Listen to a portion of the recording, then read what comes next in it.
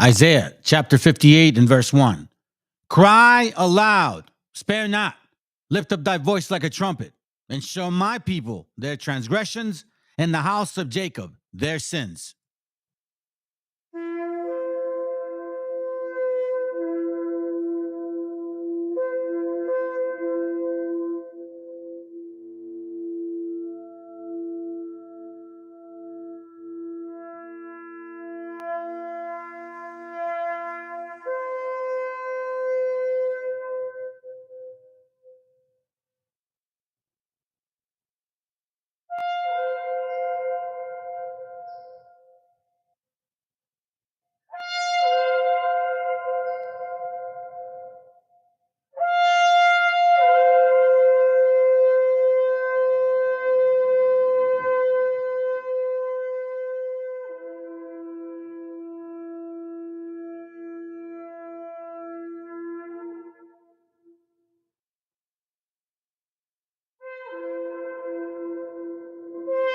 Copyright disclaimer. This content does not belong to Bible Chronicles or claim this intellectual property. The content provided today has and always will belong to the content owner. Bible Chronicles does not have any affiliation with the owner of this property. As mentioned, Bible Chronicles did not intend to make use of any material for the purpose of harvesting gain. However, Title 17 of United States copyright law states material and use can only be done when it's for theological or general educational purposes, and thus Bible Chronicles believes that this principal material falls under fair use, which honors protection under Section 107 of the same U.S. copyright law. This how we banging on Esau. Prophesied scriptures flaming on Esau. Friends ain't holding hands with no Esau. Repent, it ain't a chance for no Esau. I stacked against Esau. Yahushua coming back to get Esau. If you a Jake, you better turn from old Esau. Repent, or you gon' burn with old Esau. I'm on the streets and my sword is out. Bringing the scriptures, I'm showing you what the Lord about. The time is now to repent and keep the commandments. We need to examine the reason why my people is damaged, deceitful, and evil. Towards another sister or brother, the life of a savage. That's the mind filled with the swine who think Christ was a faggot. Caesar Borgia on the cross, and if for that you shed a tear, then you lost. The black Messiah prophesied against Esau, spreading truth to all the lies against Esau. Israelites, 12 tribes against Esau. Hebrews, we on the rise against Esau. This how we banging on Esau. Prophesied scriptures flaming on Esau. Friends ain't holding hands with no Esau. Repent, it ain't a chance for no Esau. I stacked against Esau. Yahushua coming back to get Esau. If you a Jake, you better turn from old Esau. Repent, or you gon' burn with old Esau. 28, that's the proof that we needed to show who we are today. The people you call Jesus is foe. We men of the Lord, and one thing that you heathen should know: when he return, we gon' even and scold. 200 million angels and chariots hover the earth, bringing destruction and redemption to a third of us that suffered the curse. Put us back in the Holy Land, that's right, we taking it back. The Israelites exterminating you rats. The black Messiah prophesied against Esau, spreading truth to all the lies against Esau. Israelites, 12 tribes against Esau. Hebrews, we on the rise against Esau. This how we banging on Esau. Prophesied scriptures flaming on Esau. Friends ain't holding hands with no Esau. Repent, it ain't a chance for no Esau. I stacked against Esau. Yahushua coming back to get Esau. If you a Jake, you better turn from old Esau. Repent, or you gon' burn with old Esau. These bastards claiming to be the people of God. The Bible prophesied the name of Israel shall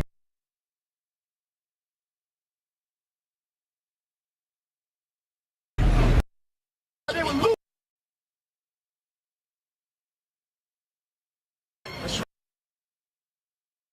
On the you are is a faggot and a devil. That's the Bible speaks. This how we banging on Esau. Prophesied scriptures flaming on Esau. Friends ain't holding hands with no Esau. Repent, it ain't a chance for no Esau. I stacked against Esau. Yahushua coming back to get Esau. If you a Jake, you better turn from old Esau. Repent, or you gon' burn with old Esau. AOI straight banging on.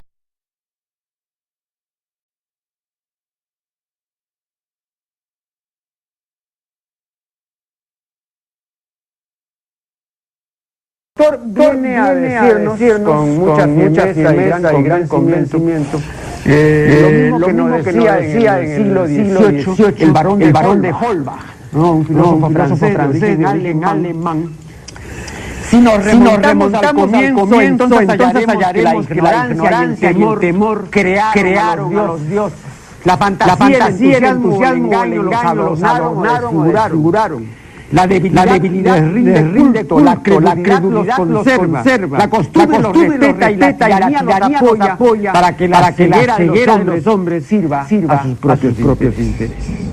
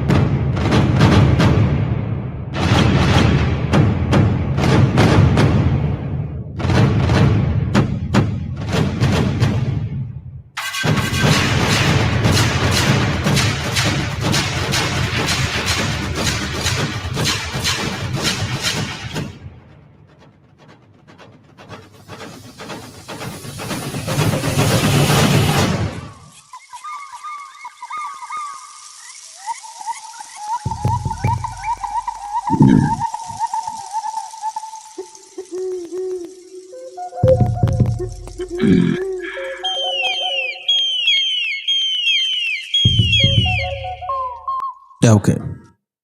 Seems like that's what it's always going to start doing with. Nobody here. Good. Maybe a couple. I think I see one, but lives always give you the wrong feed. So whatever. It's all good. I have something to show you. A couple videos and then a segment that I think makes sense to understand and look upon the wicked roots. I pay attention to the news. I've been trimming down on that a lot lately. I want to focus on my business, right? Obviously, you got to provide and shit. And I also pay attention to what people listen to and watch. I can understand why a lot of you don't listen to the news. Yeah. Can be problematic. And it hurts a lot of times seeing the shit that happens. So I'm going to give you a little bit of a reminder of the things that I probably haven't talked about in a bit. But it's still here. And it's coming. Because technically the quote-unquote holidays are coming. And we have a nation of people that claim that this is the promised land to them. And the way that they talk now should be at least giving you an itch that needs to be paid attention to. You can't ignore itches. You got to scratch that shit. So let's go with this video, and then I'm going to read some things to you, and then I'm going to show you something relative to the belief of these people. And let's see if it musters. You know what I'm saying? I call them Christmas Christians for a while now. Let's continue and look at their beliefs. People whose ancestors fought in the Civil War have a hell of a lot more claim over America than the people who say they don't belong. One of the things that struck me is J.D. Vance can use his $5 words and he can try to give things a veneer of respectability. These are the same racist, xenophobic policies that we have seen from this administration since day one. And someone at TPM wrote this. I thought it was exactly right. What he is talking about is an America where heritage counts as much as values. So we're talking about heritage. But see, it's kind of interesting how these weirdos from Europe want to carve out their European way in a continent that does not belong to them. I mean, let's be sincere. Why are we lying to each other? I actually found this video. I wasn't planning on showing it. I just, you know what? I think you guys need to see it. This dude here, he basically condemns el culo Colón. You know what I'm saying? He condemns him. This man here shows him. So before I go here, I'm sorry, here. Let me go here. Hold on.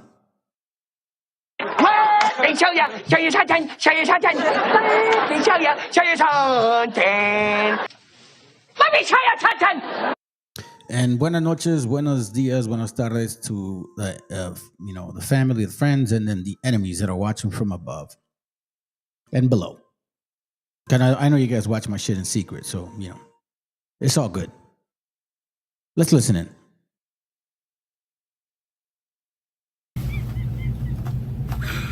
This dude is so fucking pissed off. Christopher Columbus could lick my ass. It's so fucking hot outside. My white ass isn't supposed to be here, asshole. You just had to get in your fucking boat, didn't you? You just fucking had to. Fuck you. God damn it. I'm supposed to be somewhere where it's cloudy as fuck and it barely hits 85. I'm dying out here. Look at my skin.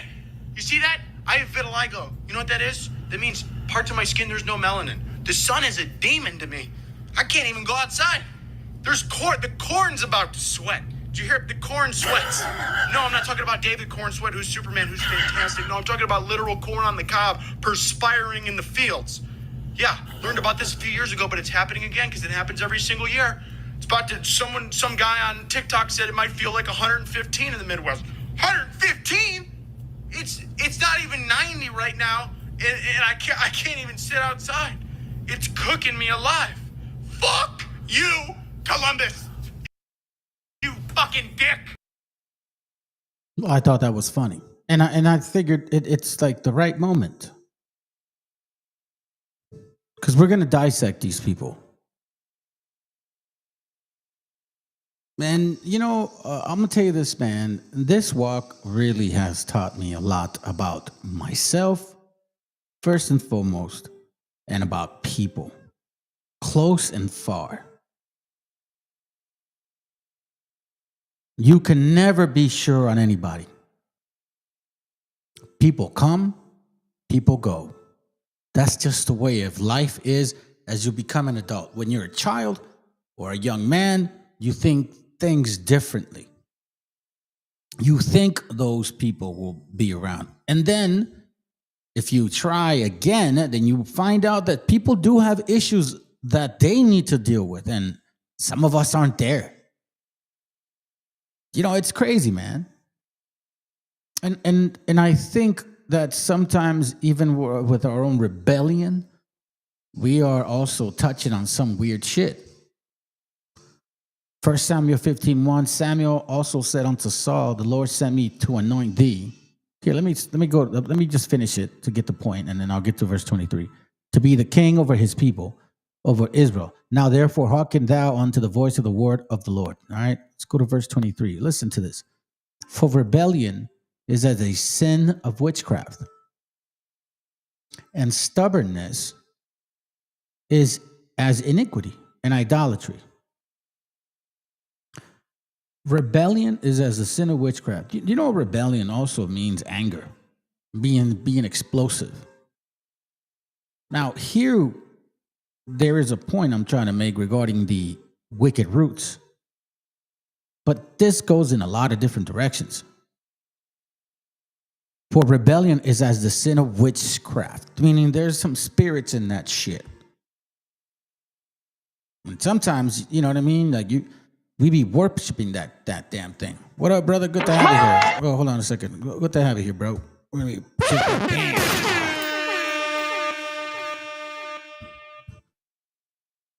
For rebellion is as witchcraft. So there's a witchcraft behind rebellion. In this case, We're talking about people that want to celebrate their own shit. What's up? What's up, brother? Good to have you. We're talking about Christmas Christians. They claim to be godly, believe in God, and are 100% against what this book is saying. And you know what? If you believed in God and you didn't read this book, I'd have nothing to say to you. You know, the funny shit is that you do believe it. Well, you read this book and try to make belief out of it. Deuteronomy 18:10, it says, there shall not be found among you anyone that maketh his son or his daughters to pass through the fire, or that useth divinations, or an observer of times, or an enchanter, or a witch. An observer of times. You see, sometimes we ignore this. And this is Christmas right here. An observer of time. When you understand what the definition, meaning, and practice of Christmas, you would know that it's observing time. It's done at a season. It's a practice of witchcraft to enchant you and I. If you use it and do it and you thrive in it. I understand you got family. They do it. I get you pass by and you go. But I'm talking about you that celebrates it and looks forward to it.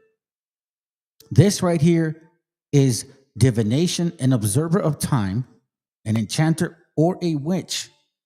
It talks about, or a charmer, or a consulter with familiar spirits, or a wizard, or a necromancer. Anything that has to do with, witchcraft. Leviticus 20 and 26 says the same thing. Now, again, Christmas Christians want to go ahead and judge other people, but they don't look at themselves. Like in Spanish, we say, no te ves el tronco de tu ojo, güey. You're very quick to judge everybody else, but you ain't quick to look at you, fool.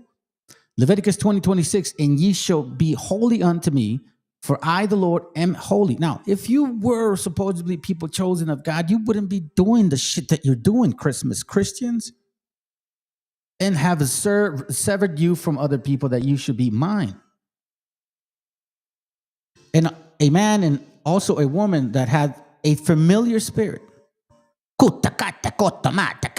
that stupid, damn, supposedly talking in tongues shit. Or that is a wizard. All of you that are practicing Kabbalah, Sephiroth, all of that shit is part of the tree. Shall surely be put to death. They shall stone them with stones. Their blood shall be upon them. I mean, you guys supposedly are believers of this Bible book here. Let me remind you of an old video that I had and I showed 2 years ago, I think. The hardest part. And it gets very interesting. And it's talking about Christmas Christianity. You know, that old celebration of December 25th. That one.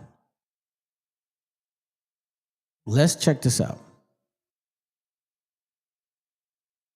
This.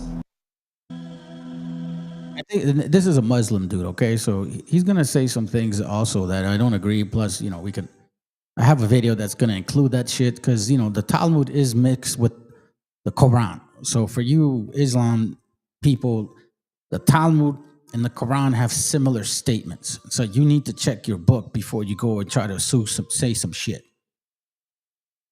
Let's listen in.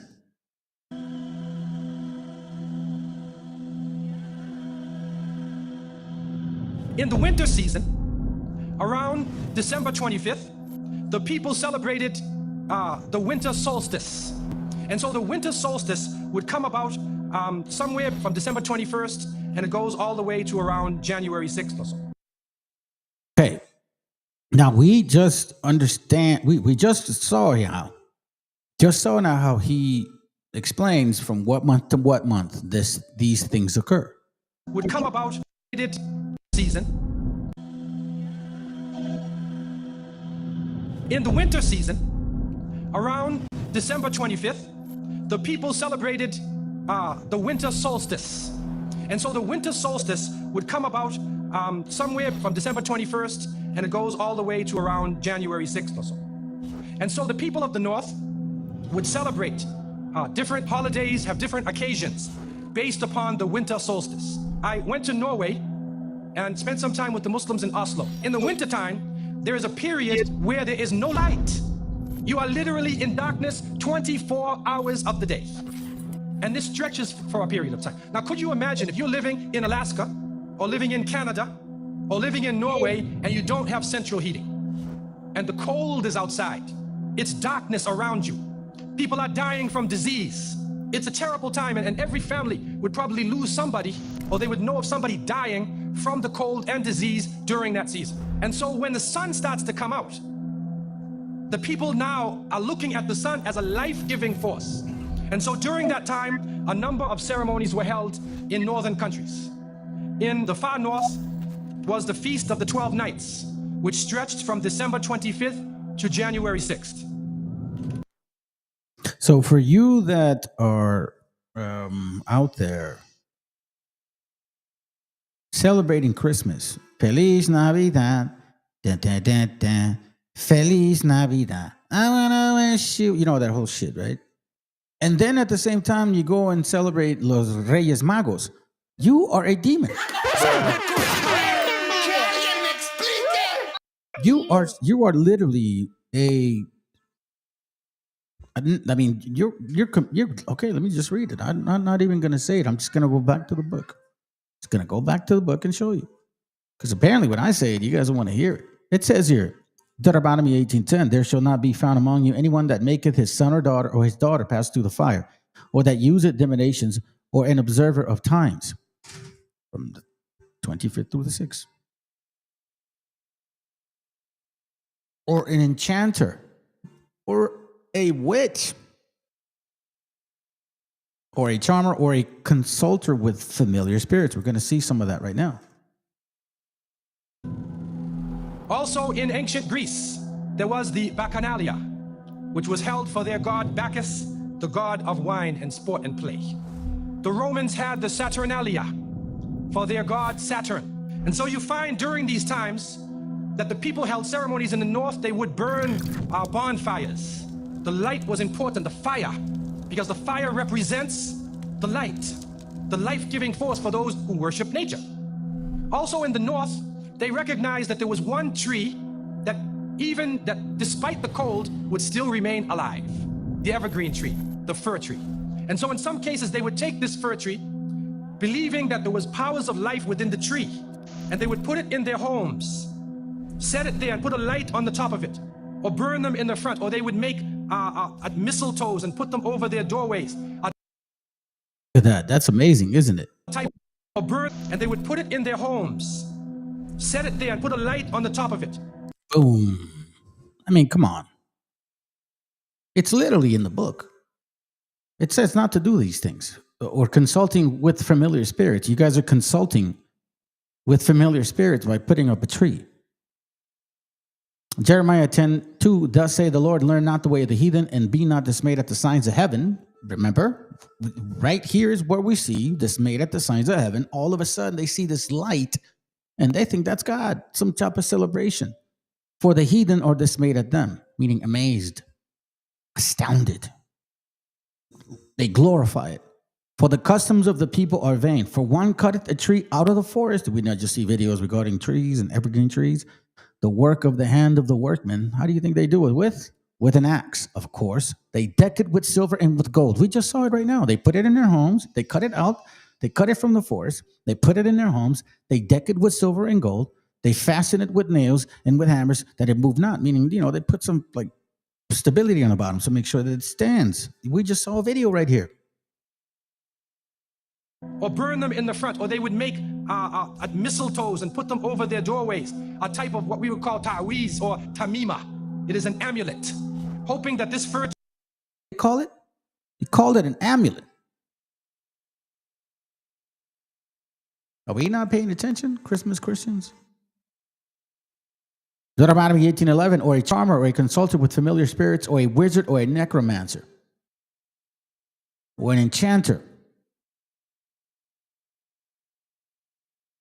What did he say? What we would call ta'wiz or tamima. It is an amulet. Amulet. Hold on. Give me a second. I think it's in Kings. Let me see if I have it right.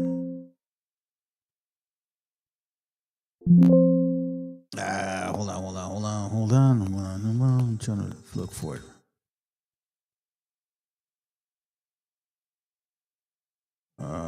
Maybe I'm not spelling it right in the.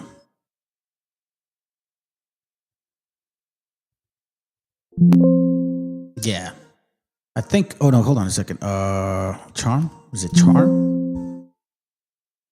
Anyways, I'll try to find it. I'll try to remember, fam.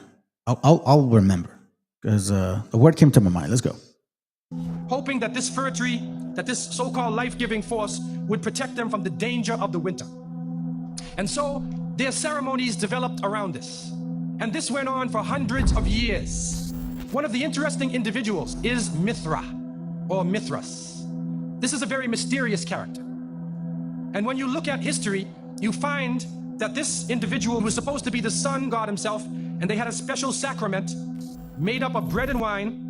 And they would make this drink during this time, and supposedly he died for the sins of the people. That right there. That's why I need you brothers and sisters to wake the F up. Because that is not what I have ever said in this channel. And supposedly he died. This is Christmas Christianity right there. That this individual was supposed to be the sun god himself, and they had a special... The same story as the white Jesus. The Roman one that they created to make us believe that that's what he came here to do. Sacrament made up of bread and wine. They would make this drink during this time, and supposedly he died for the sins of the people. Sounds familiar? Died for the sins of the people? Of everybody. Do you understand now? Do you understand where this story is coming from? I'm gonna get into some different translations too, and so I can connect the dots here. Christmas Christians have a certain way of teaching their doctrine. At the same time, we have so-called, well, I'll call them Khazars, creating their own doctrine and then pushing doctrine, giving it authority, making people believe those doctrines. You see what I mean? Let's continue. Doesn't it? Teenagers are building businesses with AI.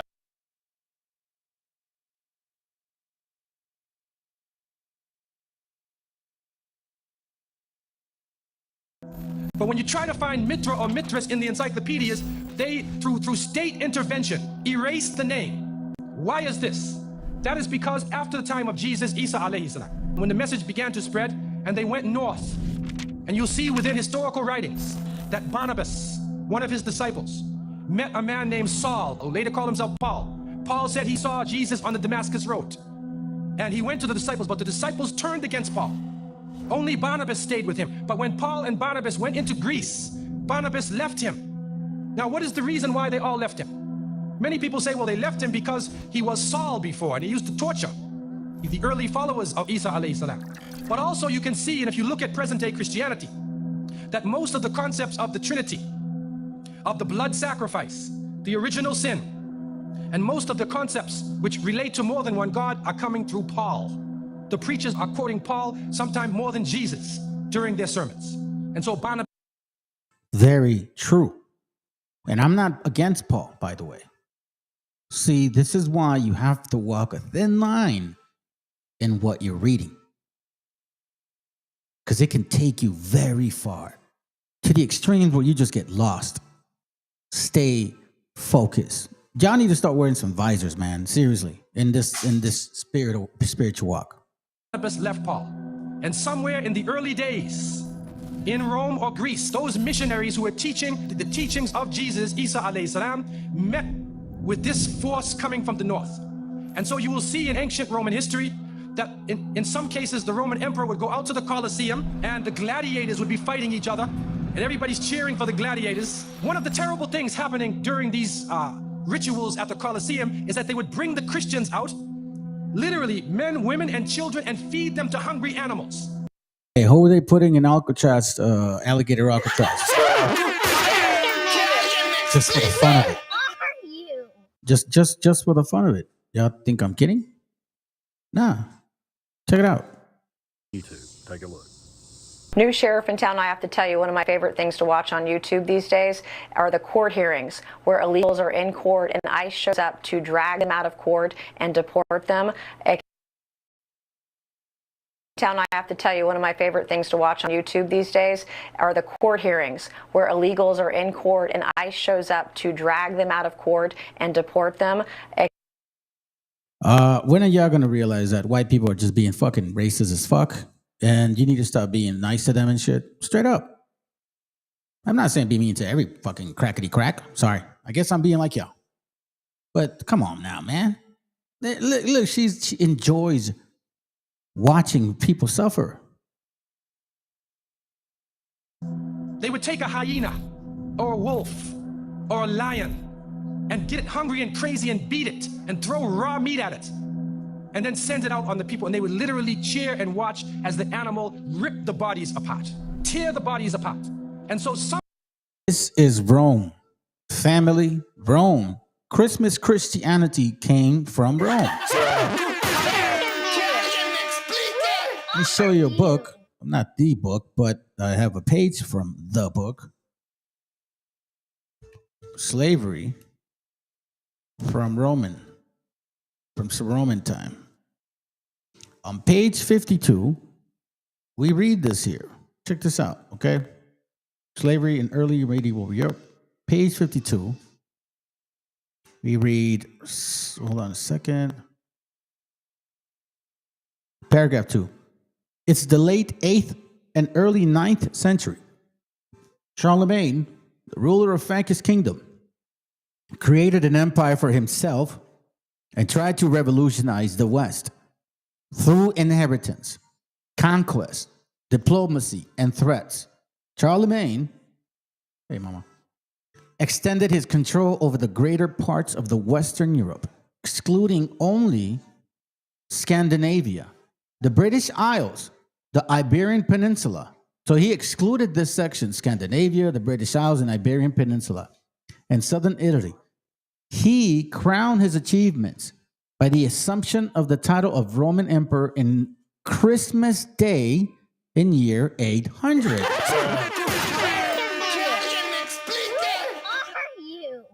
This is again from the book Slavery from the Roman Times, Early Transatlantic Slave Trade. Paul was a Roman prisoner and the headquarters in Jerusalem had to summon him for correction before he was jailed. This incredible video reminded me of that moment in history.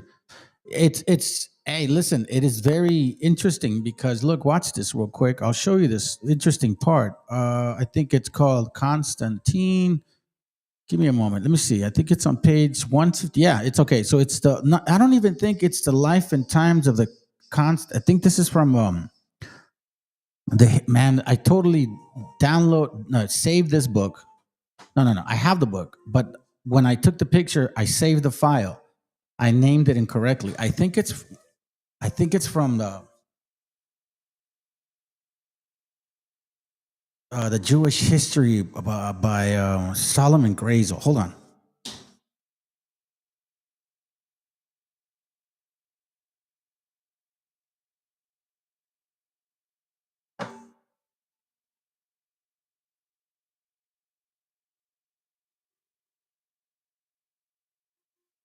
I think it is, family. Give me a second.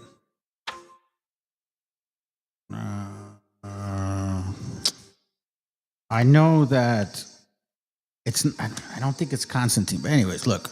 The point being is this, right? We'll figure it out later. So this is regarding Paul. To kind of touch on what you said, European will never be American. The results of Paul's teachings, it is not what happened to Paul personally that is important, but rather what happened to Paul's teachings. Even while he lived, ample evidence proves that the people to whom he preached had misunderstood him.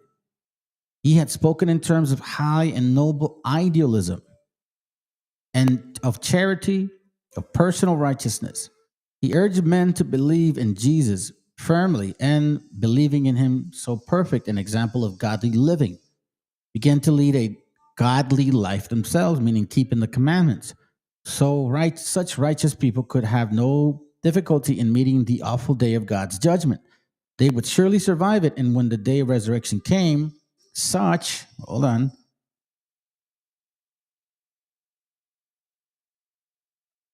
people would surely be permitted to live again and forever. But, listen, most of the people who listened to Paul remembered only the connection between believing in the Mashiach and meriting God's mercy and ultimate resurrection. So it's like, no matter what happens, they can be in sin as long as I believe. No, they skip the middle step, the need to live godly lives, the application of the commandments. Y'all are eating pork. You're breaking the commandments every single damn day. And you're saying you believe in a book that you don't even read. You cannot pick and choose what you want to believe. I mean, if you want to hold the commandments to the T because you guys don't even know what to believe, well, shoot, a lot of you had already died. You can't eat shrimp. You can't eat pork. You know what I'm saying? You have to keep high holy days. You can't mix clothing. I mean, you know what I'm talking about? You can't get divorced just because you fucking want to. You can't be promiscuous. You can't date before you get married, you dumb fucking idiots. What are you talking about? So, thus, the faith in the Mashiach came to be the only and entire basis of the religion. See? Just believe in Jesus. Believe in Jesus and you'll be saved. Adopted by the pagan Christians. Basis of the religion adopted by the pagan Christians. So all of you Christmas Christians are pagan Christians. That's exactly what you are, because you are not even you're not even listening to Paul, and you quote him more often than the Messiah. So let's continue. While the Judo-Christians who live in Palestine, oh, you mean the people in Gaza that you Khazars are killing?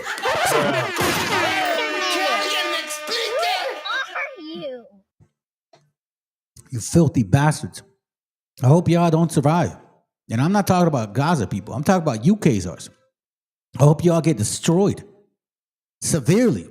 All you and your seed. All that funky little curls and shit. If I had a chance to smack y'all, bro. Straight up. But it was the pagan Christians' attitude which won in the end. Many pagans, white people, who had admired Judaism, either openly or secretly now, had a chance to adopt a form of Judaism which appealed to them. See, it was because, I don't got to try that hard. This is who these Edomites and Japhites are. These savage people who feed humans to animals. Yeah, they do. Sounds like what they did to our ancestors, feeding them to greyhounds. Yeah, man. And must. I don't know how you call those dogs. And you can read about that in the Dogs of Conquest. Here, this book right here. I'll show you. I'm not going to bring out the pages. I'm just going to show you the cover if I have it. I should have the cover. Dogs of Conquest. Yeah, I do have the cover. This book here. Oh, well. I think we get the picture. Anyways, it's called Dogs of Conquest. Let's go back to the point. Somewhere along the line, somebody who couldn't take the torture, who felt that maybe we can win these people over, made a compromise. And you start to see changes going on from the early part of the Christian era in Southern Europe, where the major ceremonies held by the nature-worshiping people.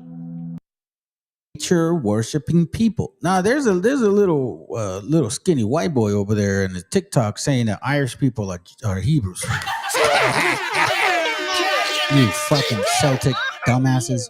Bro, Druidism was a heavy practice over there, dumbass. That's why I didn't continue. I showed one video of his ass. And I'm like, I don't trust you. I think your little whiteness is going to come out and shit. Eventually going to claim gringos are our people. Get the fuck out of here. You guys just don't know where. I mean, look, you didn't go through the curses. There's no historical outside of the curses that you guys even fit anything related to the Hebrews. Like, what are you talking about? Oh, actually, he said, because Irish were Negroes? Oh, that's right. I can't remember who sent it to me, man. I'm going to try to remember who sent it to me so I can look for it. Are combined with Christian names and Christian ceremonies, and therefore what comes forth to us is a mixture with the two streams coming together where you get a monotheistic name or a monotheistic character with a pagan ceremony. Matter of fact, sorry to stop it, but you know what? I'm glad that I brought out that other book, Constantine, the same one, because he actually did talk about this stuff right here. This one. I think it was this page, right? This page or this page. That's 418. And I think that's the next one. Hold on. Let me just read this to you. Role of the church. The life and times of Constantine the Great. By the time Constantine moved his capital to Constantinople, the Christian church, Roman Christian church, remember, Christmas Christian, Roman Christian church, you know where they used to feed people and shit. You know what I'm saying? And they had homosexual relationships with, you know what I mean? That's your life. That's your country, bro. You do what you do. But I'm talking about historical facts that you guys did live that way. And it was totally normal. There was nothing against, no law forbidding you guys to, do your little pedo shit too. It says, had become a major force in the empire. Other mystery cults such as that of Mithra. What? Bruh. Oh, that's gotta hurt! Were losing their faithful to Christianity because Christ's message was not much different. And besides, it had the support of the emperor himself. Now you understand why you have to be mindful when I say, and the brothers that I've talked to, that there's transliteration in this book. And we need to be very smart of what we're reading and how we're understanding it. And then don't get lost in the sauce. Although Constantine continued to employ pagans in high places, and two prominent pagans, the augur Sopater and the high priest Priatuxtus, participated in Constantinople's dedication ceremonies, many pagans were embracing the Christian religion because they could see that the emperor favored the Christians and that it was prudent on their part to join the church. It wasn't really for sincere conversion, nomás para favorecerle bien, güey. In fact, Eusebius expressed regret for the large numbers because he saw the action of those new members for the church as hypocritical and self-serving. Do we not know that in our own family and shit? Our own family does that. Or not? Tell me they don't. Yeah, they do. Life and times of Constantine the Great. It says here, if he were, let's see. If he were a true believer, he could hope that here's where they're mixing the paganism. The style is it's unmistakable. Constantine's. The prayer is also cleverly worded. No pagan soldier could find anything wrong with a prayer addressed to the supreme God. If he were a true believer, he could hope that his prayer would reach Jupiter. Do you understand what that means? That's why when I pray, I'm like, I'm praying to the God that created my bloodline, my father, my father's father, my father's father's father. Like, seriously, I get that serious. Because I ain't praying to no fucking other quote-unquote God. Look at this right here. They created this religion in order to make it favorable for whatever God you believe in. That's why when, Christmas Christians get together, they're like, listen, what do you think this verse means? I think it means this. What do you think it means? Oh, I think it means this. Okay, I guess we're all good. We're all Christians. Yay. So, if your prayer wants to go to Jupiter, it can go to Jupiter. If you're a Freemason and you know what I'm saying, you're praying to God, but it's going to go to Baal, it's going to go to Baal. Seriously, if he was a Christian, he could certainly hope his prayer would reach the Christian God.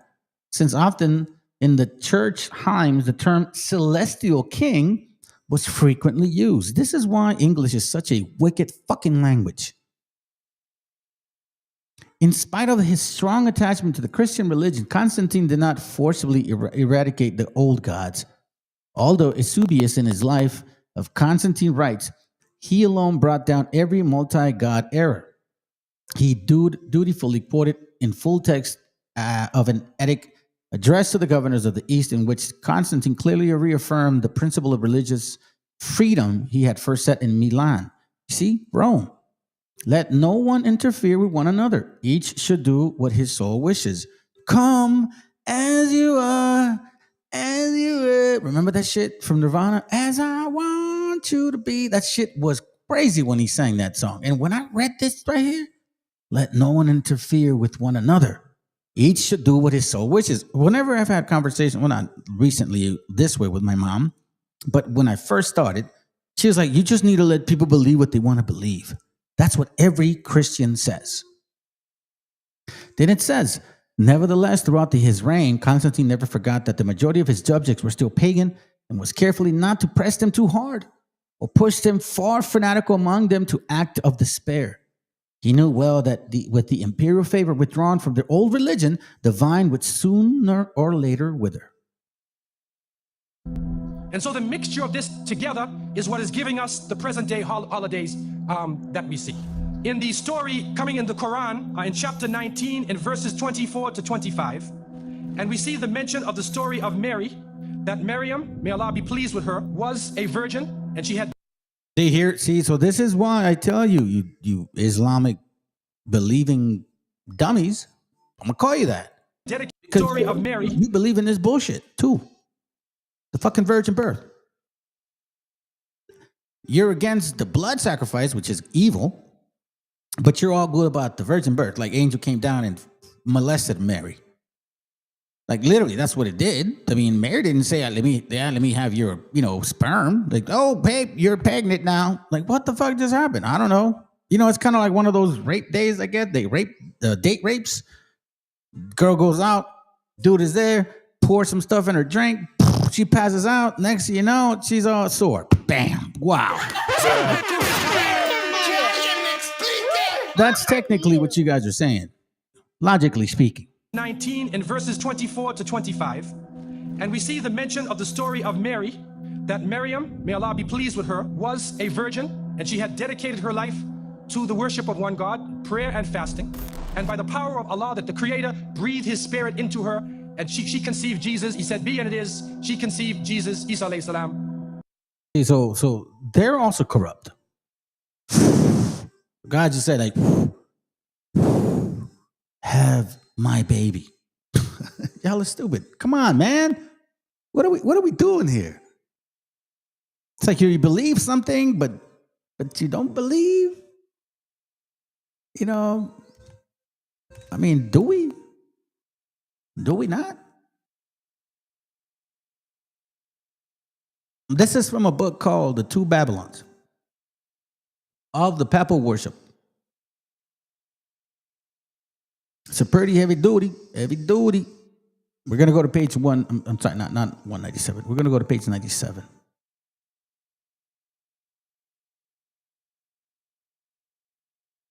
Sorry, I went past too fast. Got another way. Page 97. Let me see. The Tammuz. On this page here, matter of fact, I'll go back here. I'll read here first. Page 97 of this interesting book. Okay? It says, this was precisely the way in which, according to Berosus, the drunken festival of the month Tebeth, answering to our December. In other words, the festival of Bacchus. We saw the video earlier and he talked about that festival. Bacchus. You know what I'm saying? Where, I think it's talking about February. Was celebrated in Babylon. It was the custom, he says, during the 5 days it lasted, for masters to be in subjugation to their servants. Oh, no, I think this is different. And one of them ruled the house. clothed in a purple garment, like a king. IUIC, ring a bell? This purple robe servant called Zagans, I guess, or Saganese, the man of sport and the wantonness, and answered exactly to the Lord of Misrule, that in the dark ages was chosen in all popish countries to head the revels of Christmas. Woo! This is you, Republicans, MAGA. This is you guys. This is what you believe in. If you didn't read the Bible, I would not question you. I'd leave you alone because, hey, that's your shit. But you are in this book, and this book is saying that you shouldn't be doing this nasty shit. And it seems like this is a hereditary custom of yours. The nerve of you to come and tell us that we're pagans and shit, when we know, historically speaking now from records, that we were actually keeping the commandments. Unlike you. You're as confused as a lost ant in the middle of nowhere. The wasteling boughs of Christmas had its precise counterpart in the drunken festival of Babylon. Why do you think every October, November, December, people it's party time? No, I think maybe like 20 years ago, people really stopped celebrating Christmas like as a family gathering. It was more like, hey, hi, we're here, bye, that's it, I'm gonna go party. Maybe 30 years ago, shit. The many of the other observers still kept up among ourselves at Christmas came from the very same quarters. Now I'm gonna tell you this, Raza, y'all are stupid. I'm gonna call you out right now. Y'all are fucking dumb. You guys are fucking dumb. You're celebrating a damn holiday that the God hates. Oh, but you love God. Oh, but it's costumbre. Oh, it's not about the Christmas. It's about family. Shut up. You fucking dumb to even say that. You're adults, for God's sakes. You're grown-ass people. Like, think about it for a moment. I could lie to my kid for a little while when I was in this world about, Santa Claus coming down in the fucking chimney that we didn't have. Somehow I made him believe it. And to this very day, you guys are still confused about this fucking tree. Like, oh no, it's costumbre. Oh, like, shut up. It just shows weakness. It shows a weakness that you don't know how to rule your house. That's what it is, Mr. Hard Tough Guy. A ver, güey, muy chingón, cabrón. Then make it come to reality where your children stop celebrating this shit, and your wife as well. Make it happen if you are the leader of the house. But you want to know something? A lot of you are not leaders of your house. A lot of you bend the fucking knee. That's a fact. Raza, it's time to step up and be honest with yourself, man. Your woman is ruling your ass. That's why you're still in this Christmas. I mean, unless you're loving this shit, because then I can't help you. If you're in here like you're the first one instead of her, if you're the one setting up the lights and shit, then I hope you burn. The candles in some parts of England lighted on Christmas Eve, and you, so long as the festive seasons last, were equally lighted by the pagans on the eve of the festivals of the Babylon god. Now, I do want to say this for you guys that are always like, oh, well, why are you celebrating June 4th? Maybe you don't believe in the book, right? Whatever. You're like an Indian, Native American, or quote unquote Native American, and you don't believe in the book. But you're like, why are you celebrating 4th of July? Why are you celebrating Christmas?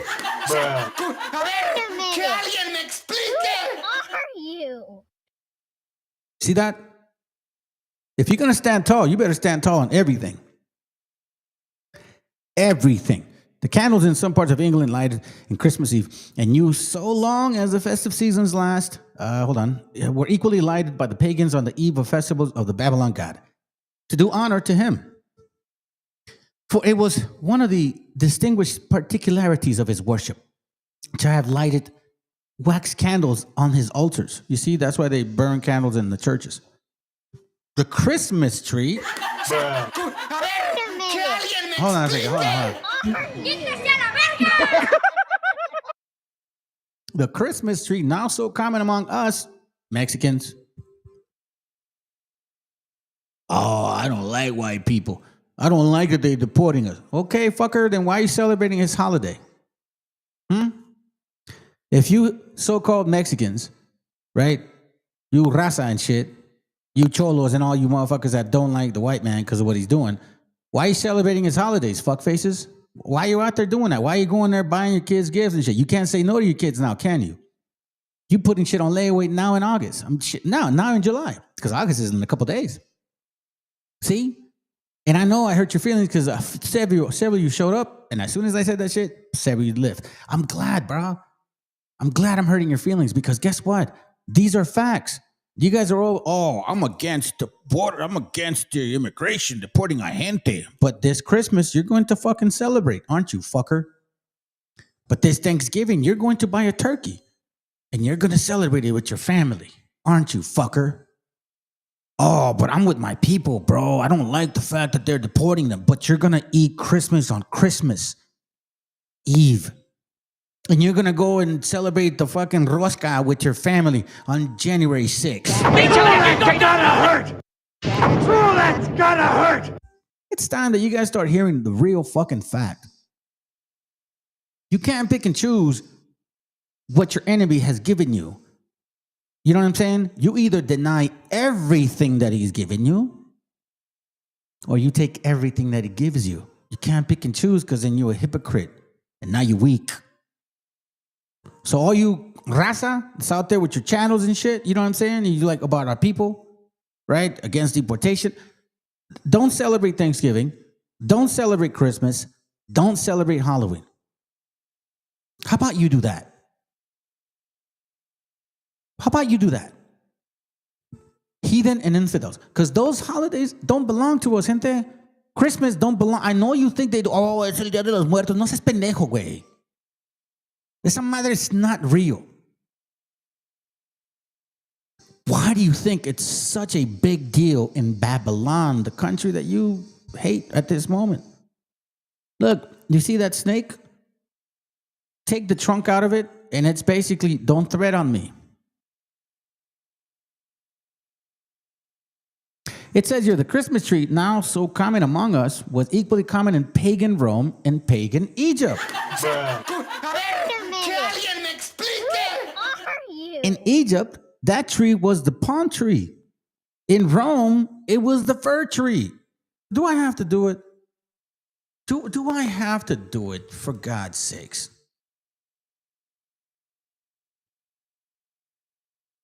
You know, it's like, do I have to fucking do it? I mean, really, does it have to go this far? Do I have to be that simple to you? What do you guys see right there? Look at this. The dollar bill. What are we reading? Do you understand this stuff? Is it making sense? In Egypt, the tree was a palm tree. In Rome, it was a fir tree. Now, I understand the concept of the pyramid.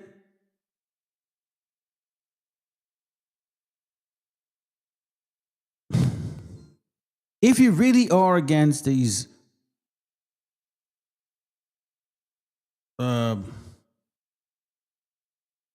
kidnappings, I want to say it. I don't even want to call it that deep or shit. Kidnappings. If you really are against these kidnappings, then don't celebrate their holidays. Don't celebrate Halloween. Don't celebrate Thanksgiving. Don't celebrate Christmas. Those are European holidays. If you really are about this business. But you're not, because a lot of you, raza, you don't rule your house. You too scared. You're too scared to tell your woman, that's it, that's enough. I don't give a fuck. I ain't doing that shit no more.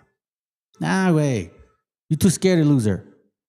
You too jealous to see another man without even thinking. If she really left your ass, she would have done it already. You see what I mean? No. But hey, you say you love the Most High. Oh, you say you love your people. Well, then fucking show it, man. The palm tree, denoting the pagan Messiah. You see this? As Baal Tamar. The fir referring to him as Baal Bereth.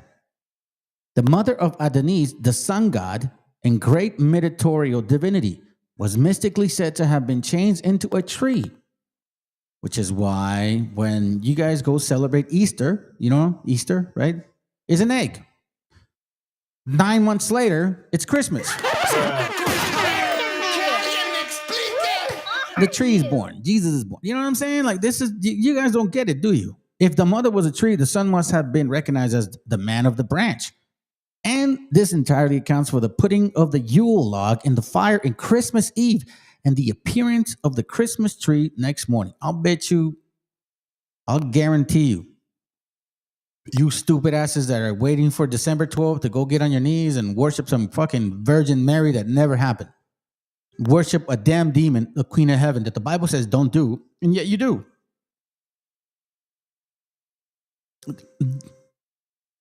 You either have to be destroyed or I have to constantly remind you how stupid you guys are. Mexicans, I'm telling you right now, you're a bunch of fucking dumbasses. I'm telling you right now, you believe in a fucking holiday that don't belong to you, stupid asses. It does not belong to you. But hey, you don't like what the gringo's doing, huh? You don't like his gentrification, but you like his fucking Christmas. The fucking nerve of you. Yeah, they are making you go, I don't want gringos, get out, gringos, get out. Okay, then stop celebrating his Christmas. As Zoroaster, the seed of the woman, which named also signified Ignigena, or born of the fire, he has to enter the fire of Mother Night that he may be born next day. Like, do you see this stuff right here?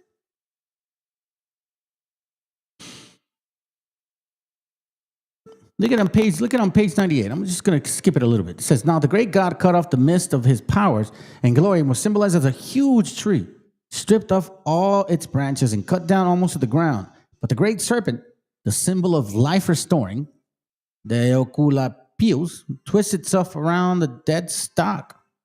And lo, at its sides up sprouts a young tree, a tree of an entirely different kind, that is destined never to be cut down by hostile power. You see where the Bible now is kind of talking to you? What was it? I think Obadiah talks about that.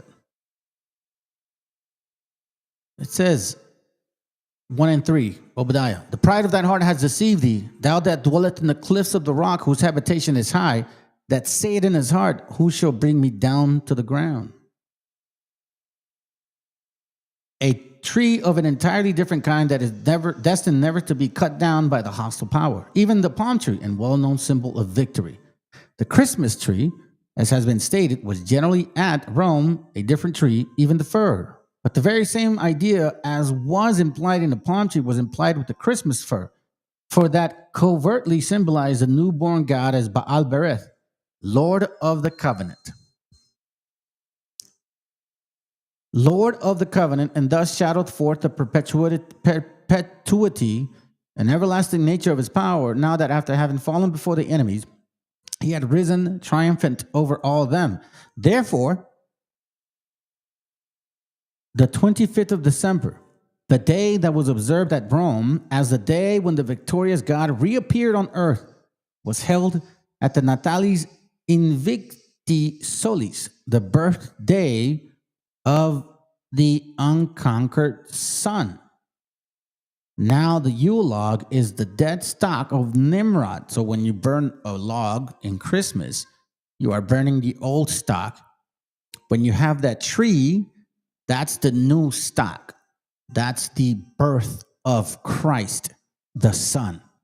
But cut down by his enemies. The Christmas tree is Nimrod, Revivius, the slain God come to life again.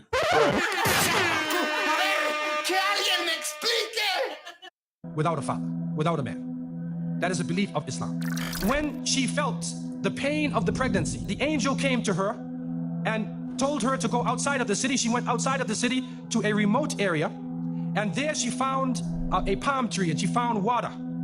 And it was speaking about rutub, janniya. It was speaking about a type of rutub or a type of dates. It's at the height of the heat that the dates become ripe. And so it's at that time that she gave birth to Isa alayhi salam. Even in the Christian traditions, they have the belief that the shepherds were tending their flocks outside And in Palestine, you cannot keep your flocks outside.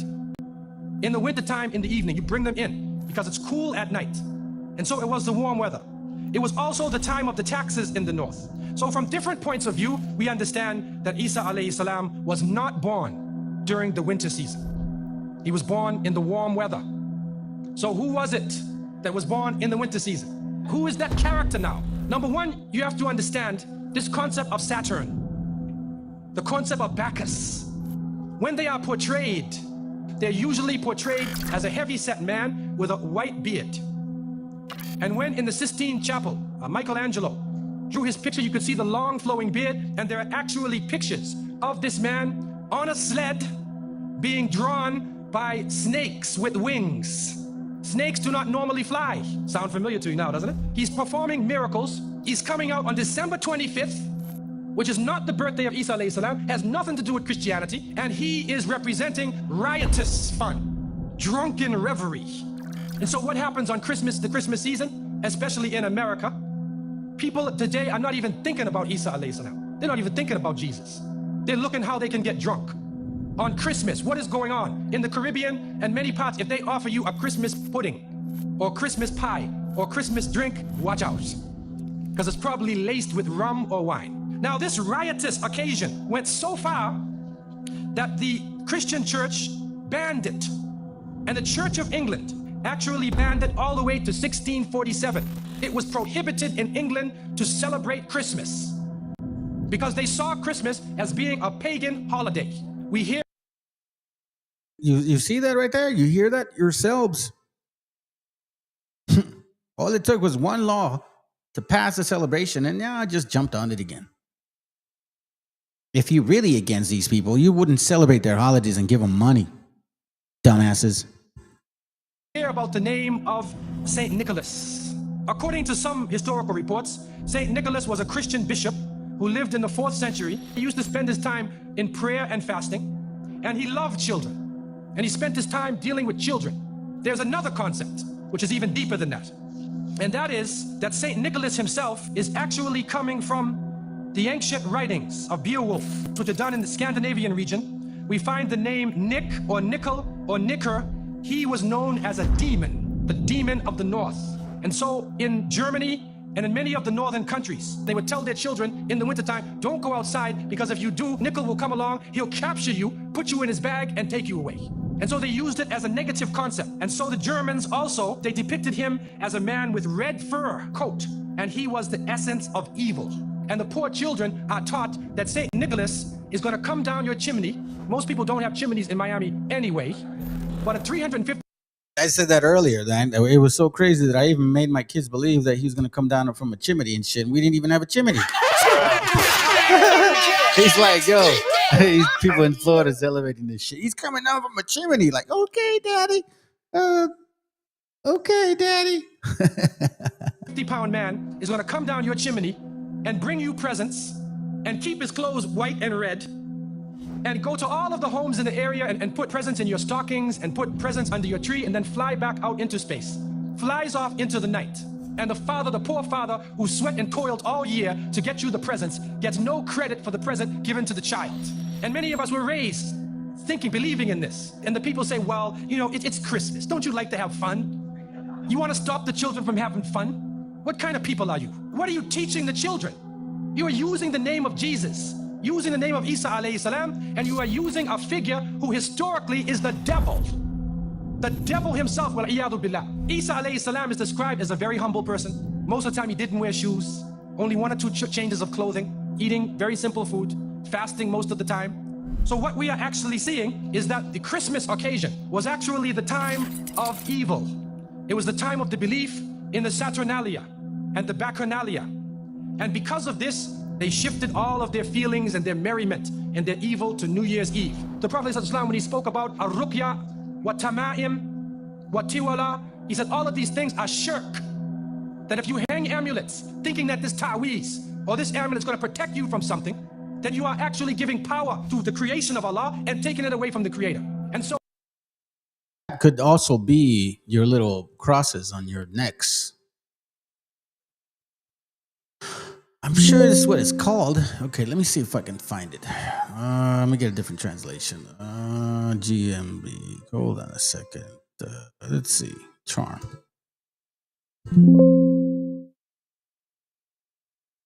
Numbers 23 and 23. Surely there is no enchantment against Jacob. So it says there is no magic charm.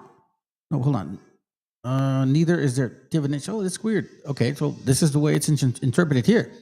There is no magic charm, amulet, no witchcraft. No magic charm or amulet. He's talking about, here we're seeing that it's against the nation, right? But let me look for this word here. Now that I looked, there's no enchantment. Let me see something. Wait. Oh, stop. Come on, man.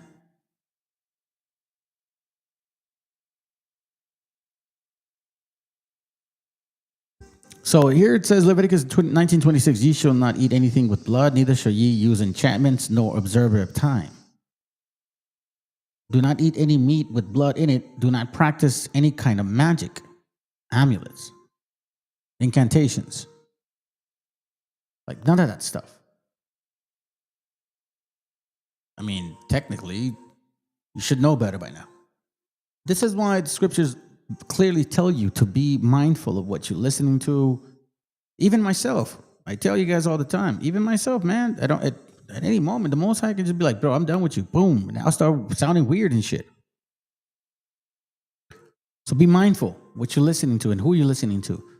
1 Timothy 4:1, now the Spirit speaketh expressly that in the latter times some shall depart from the faith, giving heed to seducing spirits and doctrines of devils, speaking lies in hypocrisy. Lies, that's important because we're going to look at something. Having their conscience seared with a hot iron, meaning like no matter what you tell them, bro, listen, that you're wrong. I don't give a fuck. That's what they say. I've showed you this video before, but you want to know something? I want to engrave this shit in you. Do you want to know why? Because this did happen.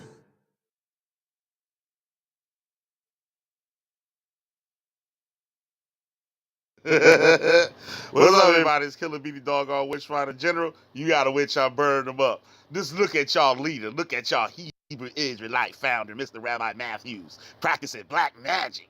Putting that black magic on y'all. That's what got your heads all messed up, thinking y'all Israelite. Let me read this to y'all. Matthews' personal papers in the Sloanberg Library in New York includes 2 amulets of geometric design in Hebrew words borrowed in part from the 6th and 7th book of Moses. What's the 6th and 7th book of Moses? A book on witchcraft, how to perform black magic. These amulets offer a unparalleled, let me say this too, that book ain't written by no black people. That book was written in France by some white folk. These amulets offer an unparalleled view into the hidden transcript and the private settings where Rabbi Matthew performed the most secret, transformative rituals at the hidden heart of black Israelism. The square amulet in Matthew's personal papers was modified from second tablet of the Spirit of Fire found on page 16 of the 6th and 7th book of Moses. What makes the derivation of Matthew's diagram from the Lawrence diagram indisputable is the fact that Lawrence had reproduced a calligraphic error in the Hebrew that Matthew has repeated. So basically, Matthew's bit off the damn book, right? That he was known for doing shit like that, biting off of something and using it for their own. The word at the bottom, ha-kak, meaning the power, has been miswritten. An errant vertical line closes the gap of the middle letters. See? See this here? I can skip y'all. I might share this one day. I might share this with y'all one day. The 2 amulets shed light on Matthew's esoteric theology, part of luck charm. But at the higher level, the amulet amplifies and expands on Matthew's theology. I don't want to bore you with all that shit. So now you know what I'm talking about, man. And we're attacking every angle. The Bible expressed it. Clearly says, speaking lies in hypocrisy. Speaking lies. Hypocrites. Yeah, I forgot you're the Negro colonizers as well with the white man too. But she wanted to teach us some other shit. Deuteronomy 18:20 says this, but the prophet which shall presume to speak a word in my name, which I have not commanded him to speak, or that shall speak in the name of other gods, even that prophet shall die. And if thou say in thine heart, meaning like if you tell yourself, like, how do we know that they're lying to us? How shall we know the word of which the Lord has not spoken? It says, when a prophet speaks in the name of the Lord, if the thing follows not, let me simplify it. If a prophet speaks in the name of the Lord and what he says does not come true, then it is not the Lord's message. That prophet has spoken on his own authority. Why am I sharing that? Why am I this animal? Man. Why am I saying it? Remember this here? Watch me make a pitch deck 60 seconds. First,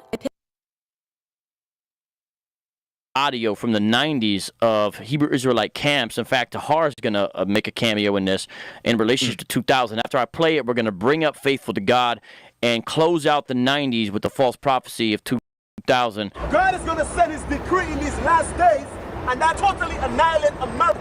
America will be blown off the face of the earth by the year 2000. It's talking about judgment day. Jesus Christ is coming back on the white horse. And he's coming back. And he's going to take down the white man, the Edomites. That's why your Pope is down in the ground. It's going to happen by the year 2000. Dude smiles. You really? That's it, yeah. These places that's going to be hit in this thermonuclear war is America. America's going to be wiped off the face of the planet Earth. That's going to take place before the year 2000. That's right. That's going to take place before the year 2000. That's right. That's going to take place before the year 2000. That's right. America has less than 628 days. America has less than 628 days. That's Tahar. America has less than 628 days before this country is taken out in thermonuclear destruction. This kingdom, America, is going to be destroyed before the year 2000. Evil kingdom that God spoke of in the Bible. And all you so-called white people, your condemned nation, you are condemned to what? Hell. And you're going to be in hell, you're going to be oppressed before the year 2000. Christ is going to come back. Museum America is going to be destroyed before the year 2000 by thermonuclear destruction. Let's talk to the creator of the... Let's read it again. If a prophet, Deuteronomy 18:28, if a prophet speaks in the name of the Lord and what he says does not come true, then it is not the Lord's message. What does it say in verse 20? But if any prophet dares to speak a message in my name, when I did not command him to do so, he must die for it.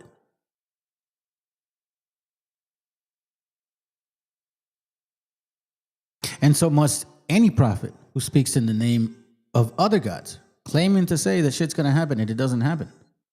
It didn't happen. Let's go back to it. I'm trying to re-emphasize some shit here. Last days, and that is to totally annihilate America. America will be blown off the face of the earth by the year 2000. It's talking about Judgment Day. Jesus Christ is coming back on the white horse. And he's coming back. And he's going to take down the white man, the Edomites. That's why your Pope is down in the ground. It's going to happen by the year 2000. Dude smiles. You really? That's it, yeah. These places that's going to be hit in this thermonuclear war is America. America's going to be wiped off the face of the planet Earth. That's going to take place before the year 2000. That's right. That's going Even in the New Testament, the Messiah said, nobody knows. So you guys know more than him. But we still see dumbasses in these camps. Clearly, the scripture said, if it don't come true, and that's a big deal, family, then why should you believe these people? Why should you believe anything they're telling you? going to take place before the year 2000. That's right. That's going to take place before the year 2000. That's right. America has less than 628 days. America has less than 628 days. That's Tahar. America has less than 628 days before this country is taken out in thermonuclear destruction. This kingdom, America, is going to be destroyed before the year 2000.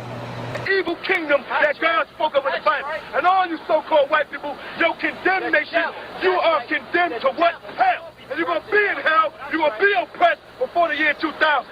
Christ is going to come back. Museum America is going to be destroyed before the year 2000 by thermonuclear destruction. Let's talk to the... So what happened? So what happened? I guess it didn't happen, did it? Did not happen.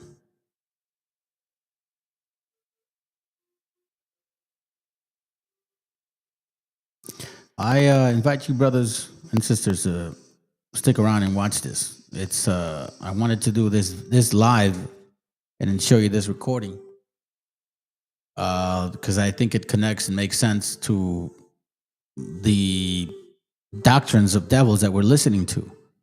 So, you know, we got Old Testament keepers that don't believe in the Messiah. And they technically come from like Khazars and Sephardics, right? But yet the Talmud also speaks about the Messiah, but in a really fucking derogatory way. You know what I'm saying? Like so I want to show you that. I want to show you how certain books, some people claim it never happened, but then the same people that claim it never happened talk about a certain person that supposedly never happened. So check this out. Hold on, Psalms 26:6, it says, I will wash my hands in innocence. So will I compass thine altar, O Lord. You see, they literally took this in literal sense. Just like Christians. Baptism. They took it in literal sense. Go shower yourself and God saves you. You see the confusion? When you're not an Israelite, when your DNA does not have this in you, you will be completely confused. And it has nothing to do with color, family. Even though a lot of people will say you got to have woolly hair or you got to have blue eyes.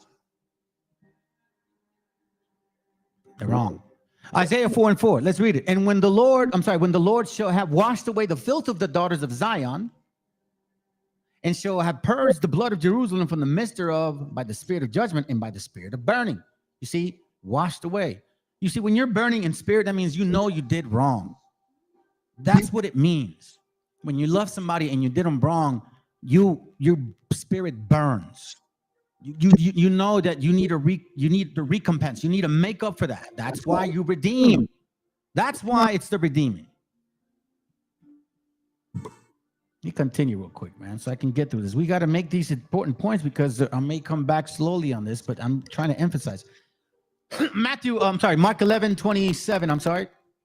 It says here, and they come again to Jerusalem, and he was walking in the temple. There come to him the chief priests and the scribes and the elders, and say unto him, by what authority doest thou these things? And who gave thee this authority to do these things? You see this? By what authority? Once again, the authority is saying they come from the authority of the precepts of man. And the Mashiach answered and said unto them, I will also ask you one question and answer me. And I will tell you by what authority do I do these things. The baptism of John, was it from heaven or of men? Answer me, he says. So here, it's pretty much like, okay, I'll answer you if you answer me. Because he knew what these guys were thinking. So let's just check this out. And they reasoned within themselves, saying, if we shall say from heaven, he will say, why then did ye not believe him? Because they didn't. But if we shall say, oh, of men, they feared the people, for all the men counted John, that he was a prophet indeed. So see, he's like, they're stuck now. And they answered and said unto the Mashiach, we cannot tell. And the Mashiach answered and said unto them, neither do I tell you by what authority I do these things, which is very fair. But again, authority. That's the same way Paul felt. Like, what authority do you feel compelled to go do what you do? But what authority? Once again, we see it in Mark 23. Let's go back real quick and then we'll move on. Then spake Jesus to the multitude and to his disciples, saying, the scribes and Pharisees sit in Moses' seat. All therefore whatsoever they bid you observe, that observe and do, but do not ye after their works. You see?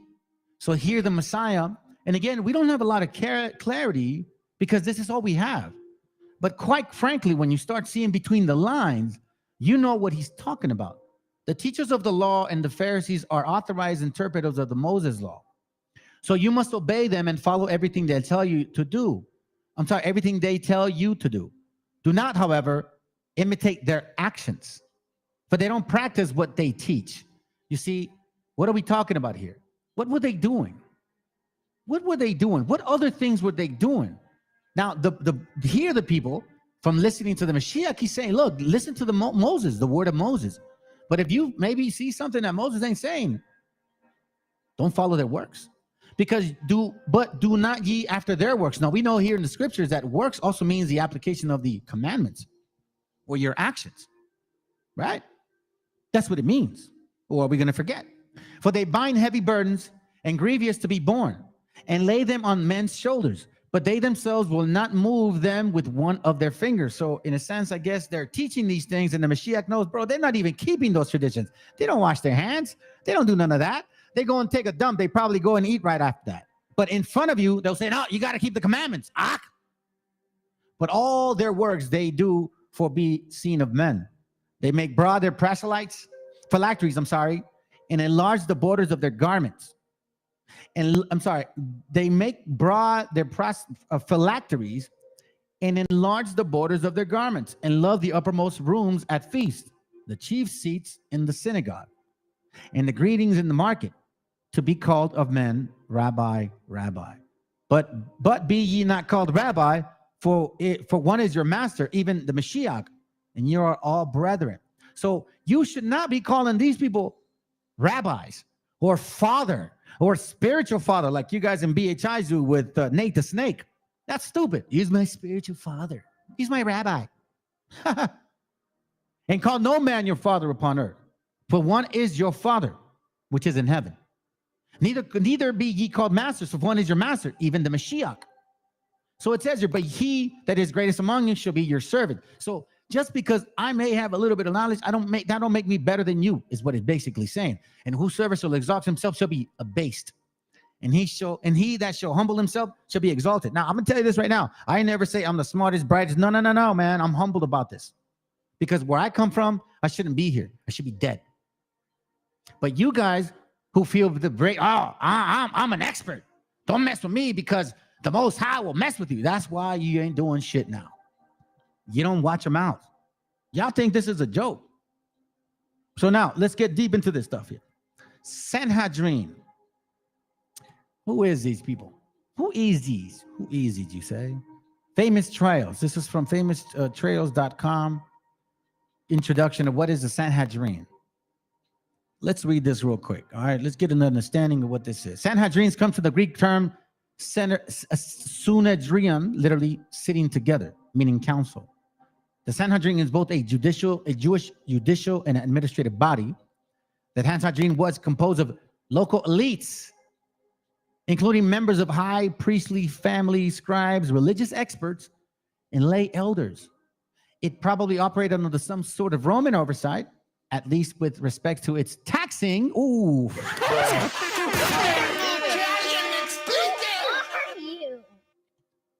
What does that sound like, family? It sounds like 503Cs, like these camps. That's what it sounds like. According to the Gospels, Jesus was brought before the Jerusalem Sanhedrin, presided over the high priest Joseph Caiaphas. Okay, so we understand this. Now, this is interesting because here the Sanhedrins were both made of high priestly family, scribes, and lay elders. Is this why this is here? 1 Corinthians 1:18, for the preaching of the Christ is to them that perish the foolishness. But unto us which are saved it is the power of God. For it is written, I will destroy the wisdom of the wise and will bring to nothing the understanding of the prudent. Where is the wise? Where is the scribe? Where is the disputers of this world? Had not God made foolish the wisdom of this world? For after that in the wisdom of God had the world by wisdom knew not God. It pleased God by foolishness of preaching to save them that believe. So here he's getting into what he is going to do. Okay, he's saying, where's your smart elders? Where's your elitists? Your scribes, your top notch people, right? So it says here, verse 25, because the foolishness of God is wiser than men, and the weakness of God is stronger than men. For ye see your calling, brethren, how that not many wise men after the flesh, scribes, not many mighty, elites, not many noble, those priestly type of people, you know what I'm saying? People in a position are called. But God had chosen the foolish things of the world to confound the wise. People that were not considered of great authority. People that were illiterate and not studying the traditions of men. The Talmud, the Zohar, all of those things that eventually evolved. And God had chosen the weak things of the world to confound the things which are mighty. And base things of the world, and base things of the world. And things which are despised had God chosen, yea, and things which are not, to bring not things that are. You see here now? He said, no, I'm not gonna give the understanding to these so-called people that worship me with their lips. Nah, I already know what they're about. So here we see that they're made up of those people. And what do we see familiarity? Because remember, past, present, future, we're here all over again. It probably operated under some Roman oversight, at least with respect to taxing, law enforcement, or other administrative functions. 503Cs, just like the schools. Operating or teaching about Jesus, pretty much. Now, these people have been around since supposedly 200 CE, becomes a technical term for rabbinic court. So now a tractate in the Mishnah prescribes the procedures the Sanhedrin is to use. The excerpts below, taken from the Mishnah tractate, might shed light on the procedures used in the case of Jesus. One caution, however, the Mishnah was not compiled until 200, and it is therefore possible that some of the procedures and restrictions described in the Mishnah tractate were not enforced in the time of Jesus. Possibly. The Gospel of John indicates that the Sanhedrins turned Jesus over to Pilate because it lacked the power to impose death. Pilate said to them, "Take him yourself and judge him according to your law." They replied, "We are not permitted to put anyone to death." The Mishnah, however, clearly shows that the Sanhedrin did have the power to impose death for certain crimes, at least sometime before 200 CE. In particular, the Mishnah Sanhedrin 6.1 to 6.4 specify the procedures of stoning, for stoning, which is true. There is no evidence to suggest that the power did not exist in 30 CE. On the contrary, there is evidence that the Romans preferred to leave as much power as possible to control religious crimes in the hands of Jewish authorities. You see this here. So these people here are a particular group. Mishnah Sanhedrin, it says Mark, and Matthew indicate that the trial before the Sanhedrin occurred at night, and a capital trial at night was illegal. Mishnah Sanhedrin 4.1 confirms the illegality of a capital trial at night, assuming that the law stated in Mishnah existed in 30 CE, right? Now, Mark indicates that the charge against Jesus was blasphemy, and you're going to see that word later on that pertains to us. You have heard that the blasphemy, Mark 14:64, under Mishnah Tractate 7.5, blasphemy consists only of uttering the name of God. There's reason to question whether, in fact, that was the charge against Jesus. It is assured to be the charge, however. Mishnah Tractate 7.4 makes clear that execution by stoning was an available option for a crime. So we see here requirements of conviction, postponement of final sentence until the day. We see the word Mishnah, capital punishment, right? Capital punishment. Check this out.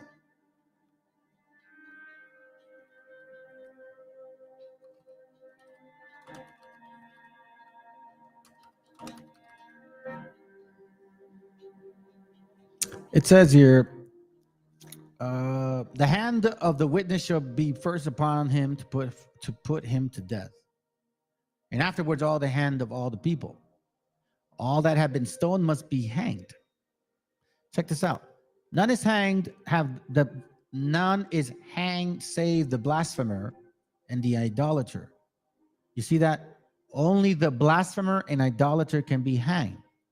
A man is hanged with his face to the people, and a woman with her face to the gallows. A man is hanged, but a woman is not hanged. He hanged 80 men, 80 women. The reason I'm bringing this up too, it's because, I mean, I technically was supposed to bring this up later, but I mean, now that I have it, I might as well bring it up. I don't want to forget. One of the things we're going to touch on is about hanging, okay?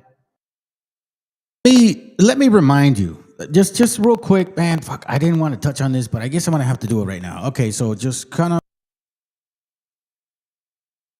my bad. Ride with me real quick, all right? So we are talking about,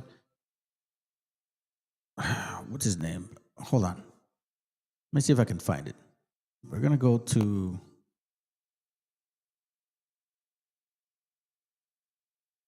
okay, so let's go to this time here. Okay, so this Maccabees, it's in the year 167.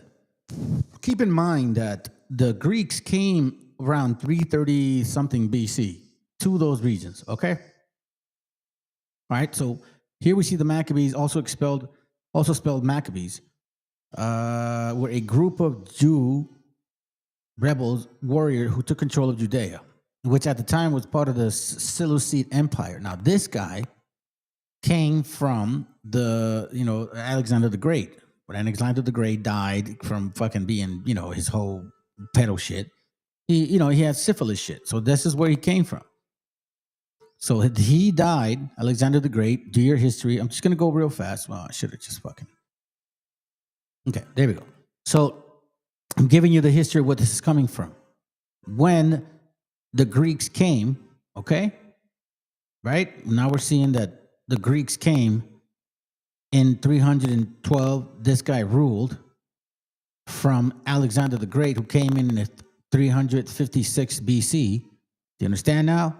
They came to that region. When he died, it was split in four. This is one of the empires that had control of that stuff, of those lands that were split between four people.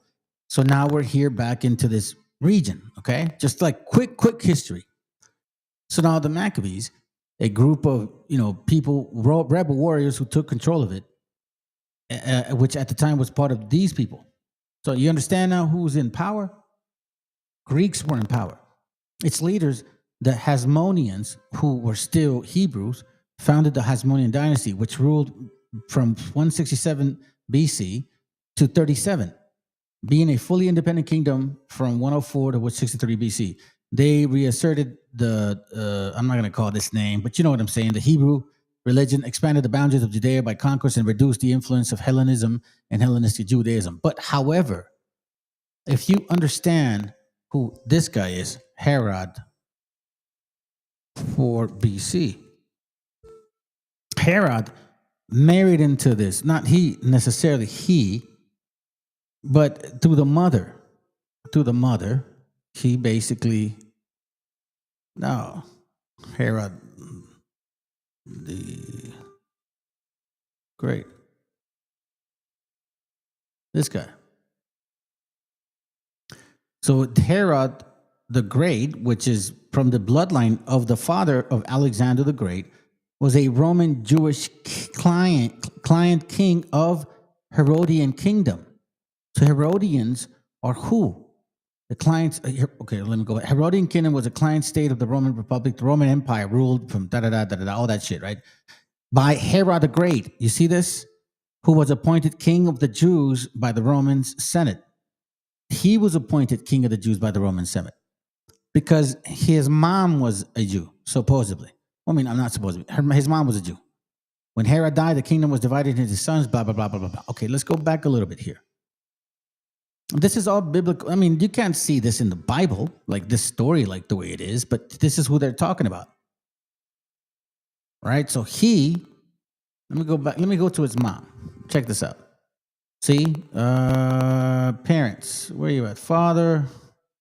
See, Father Antipater, the Idumea, Edom. You see what I'm saying? So I'm not lying to y'all. You guys can do the history on this too.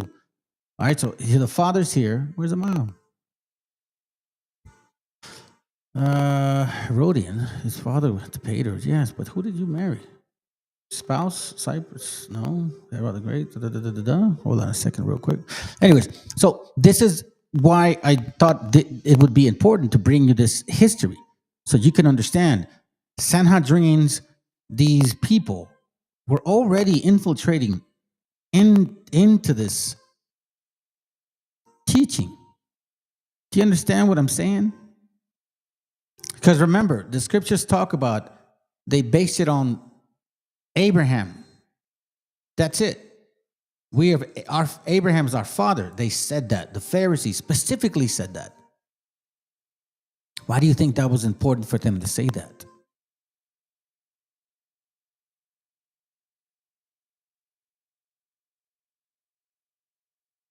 For me, at least for my understanding, is that if you look at the history that they're showing us and the stuff that we read, they've been infiltrating for some time, and that's why you have the Babylonian Talmud, which is what I'm going to talk about. This is pretty crazy shit. So let's get rid of this here real quick, and let's move on. Oh, here it goes, right here. That's what it was looking at, according to the account. Give me a second. Hold on a second. Hold on.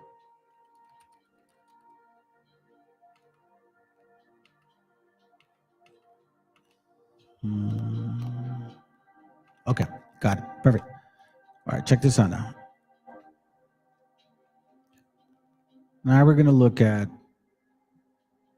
this particular discussion. See, I'm sorry, family. I really didn't mean to put this one in there. It kind of did throw you off a bit, but that's regarding something later on. Here was what I was talking about.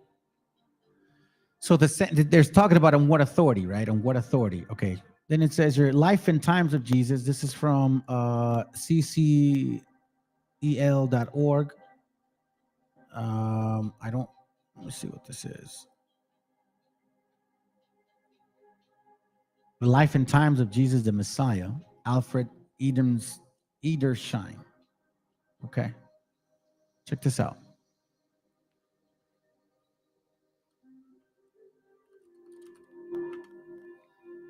It says, let me go back. The question of Christ's authority. Okay. We just read that a little bit. So let's read that. For there was no principle more firmly established by the universal consent than that authoritative teaching required previous authorization. Indeed, this logical followed from the principle of rabbinism. All teachings must be authoritative, since it was traditional, approved by authority, and handed down from teacher to disciple. The highest honor of the scholar was that he was like a well-plastered cistern. Oh man, I can't lose that.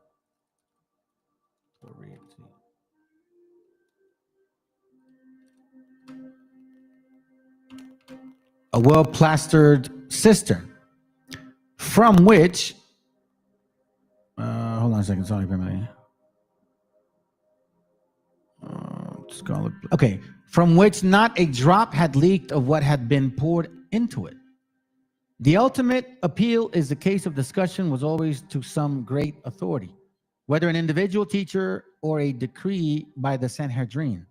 In this manner, had the great Hillel first vindicated his claim to be the teacher of his time and to decide the dispute then spending. Now, it's basically talking about the difference in regarding to authority. Who gave them the authority? The person to be ordained had to deliver a discourse. Hymns and poems were recited. The title rabbi was formally bestowed on the candidate and authority given to him to teach and to act as a judge, to bind and loose and declare guilty or free. Nay, there seems to have been even different orders according to the authority bestowed on the persons ordained. You see this here real quick. So there was such a thing as under what authority? This is why it says here. It says, otherwise also, here, let's read this real quick. The question, therefore, is with which the Jewish authorities met Christ while teaching was one which he had a real meaning and appealed to the habits and feelings of the people who listened to Jesus. Otherwise also, it was cunningly framed, for it did not merely challenge him for teaching, but also asked for his authority in what he did, referring not only to his work generally, but perhaps especially to what had happened on the previous day. They were not there to oppose him, but when a man did as he had done in the temple, it was their duty to verify his credentials. Finally, the alternative question reported by St. Mark, if thou hast not proper rabbinic commission, who gave thee this authority to do these things? Seems clearly to the point of their contention that the power which Jesus wielded was delegated to him by none other than Beelzebub. You see that? Now, this is why I think when there's Christians came here, or these Talmudic Jews, which we'll get into, this is why I believe they said that we knew the laws because the devil taught us the laws. We were keeping the commandments because the devil gave us the commandments. Check this out. To the point in our Lord's reply seems to have been strangely overlooked by commentators. In his words are generally understood, they would have amounted only to silencing his questioners, and that in the manner which would, under ordinary circumstances, be scarcely regarded as either fair or ingenuous, meaning like not sincere. It would have been simply to turn again a question against themselves, and so in turn to raise popular prejudice. But the Lord's words meant quite other. He did answer their questions, though he also exposed the cunning and cowardice with which prompted it. To the challenge for his authority in the dark hint about satanic agency, he replied by an appeal to the Baptists. He had borne full witness to the mission of the Christ from the Father. So here we see how they're insinuating, right? Insinuating. Again, once more, under what authority? Under what authority? Under what authority? Let's continue. I think I've said enough on that. Now let's look at this real quick.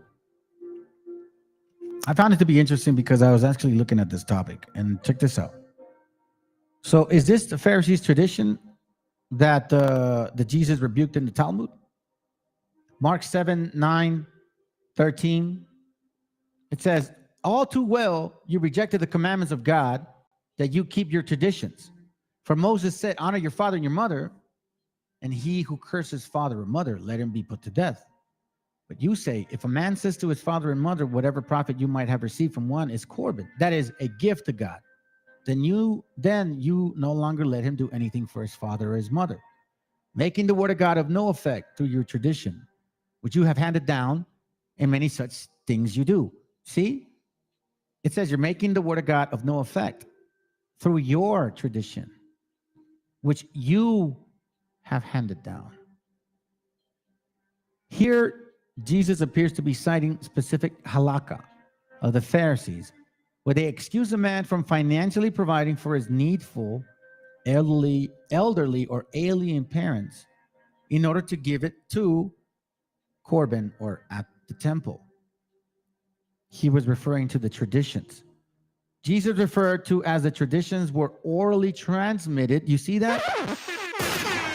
By the Pharisees at the time, but would be committed to writing after the Bar Kokhba revolt as the Mishnah or oral law, as part of the Jerusalem Talmud and Babylonian Talmud. You say now what I'm talking about?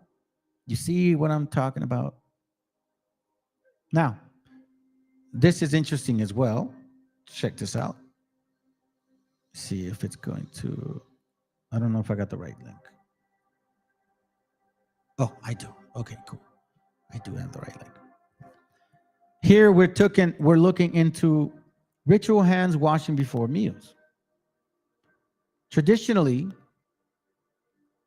Jews are required to wash their hands before eating any meal that includes bread or matzah. Masa, como la de nosotros. The ritual known as the netalat, whatever, that Yiddish shit, is typically done using two-handed cups, but any vessel will do. There are various customs regarding how the water should be poured. You see that? Various customs, traditions of man. It says, but common practice is to pour twice on the right hand, followed by twice on the left. That is reversed for those who are left-handed. You see this? The Hasidic custom is to pour 3 times on each hand. The traditions of man. Why did your disciples not wash their hands before they eat? Messiah's like, why? Those are traditions of men. Right? You see this right here. They're not lying. Origins of it.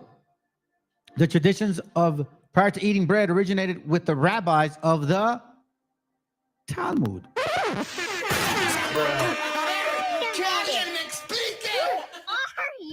I have not been lying to you.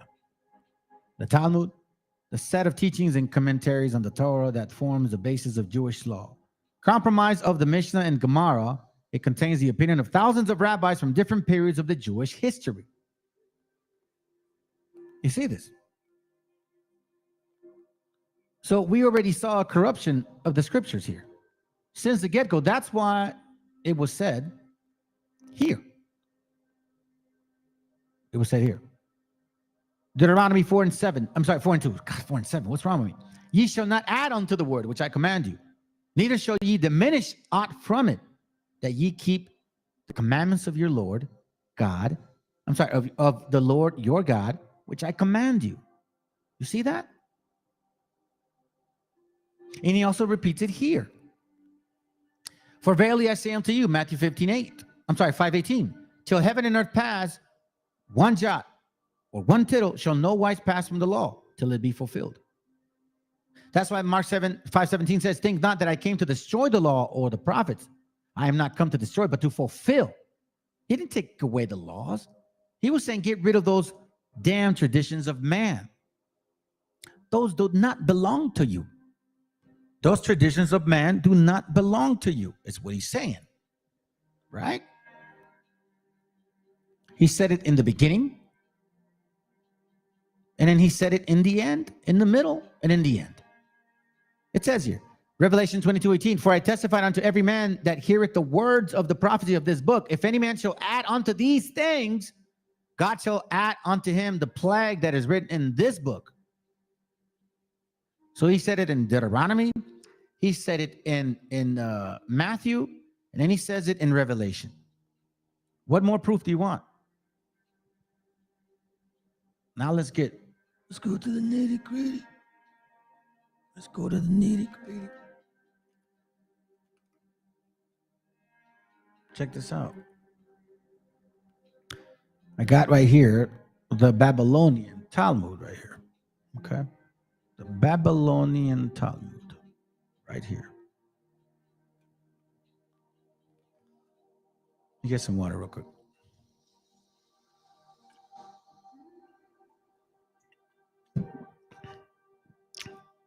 Let me slow down for a second real quick. Give me a second, family. What do we got?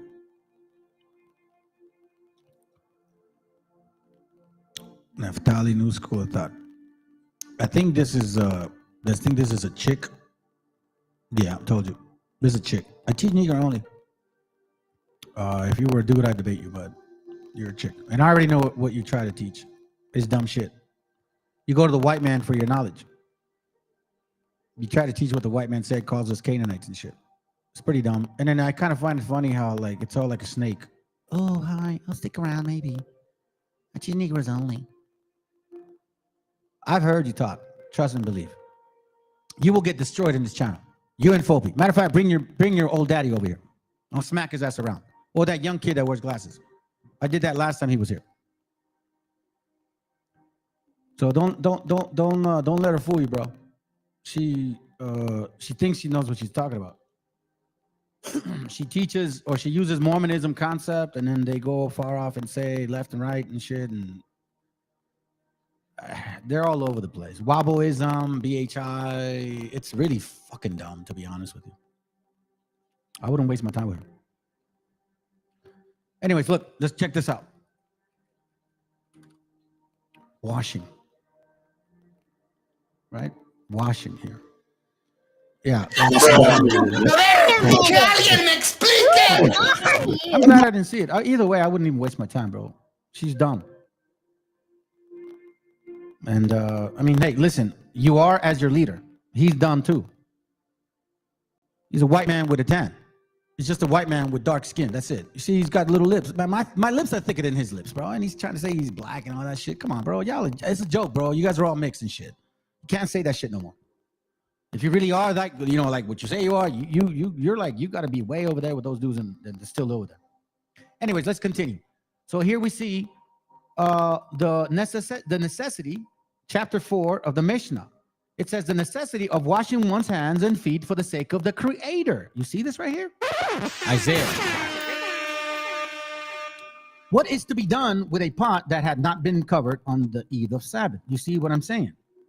This is what he was talking about, traditions of man. How much will thou take for washing them? Traditions of man. The washing of hands and feet in warm water towards the evening on Friday is optional. And I say it is meritorious act. Why so? So here we go. Rabbis trying to explain the Bible. Even though it says Deuteronomy, Matthew, and Revelation, don't do that at all. All right, give her a slice of goat cheese and wait 30 minutes. Yeah,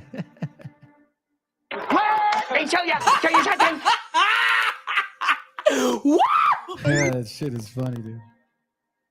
All right, let's continue. Let's see what else. All right, it says it refers to the washing of hands and feet with warm water. You see what I'm saying? The washing of hands and feet. The washing of hands and feet, the washing or drinking on a feast day. See what I'm saying? Washing with warm water. Now, we see here. Now, let's go to halakha. Halakha prevail according to Ben, whatever. Concerning the corpse. Oh, he's talking about the law. Does halakha prevail? Meaning, you know, the law. Does it prevail? Right? Let's see here. Sabbath. Okay. You can see that this halakha word is not a joke. It's here. Okay. And it's called Corbin. Matter of fact, let me see something. Hold on. Let me get out of the screen. My bad, family. Let me see if I could do this. Let's see if I can find it. Yeah, I can.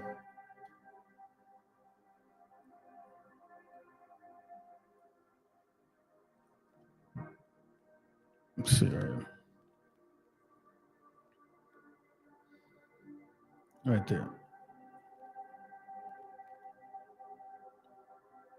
A gift offered to God, sacred treasury. See?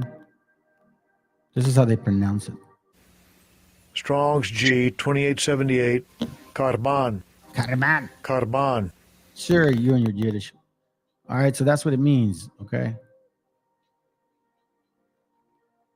It prevails, okay? So that's what he's talking about. Let me see if I can find it. It should be here quick.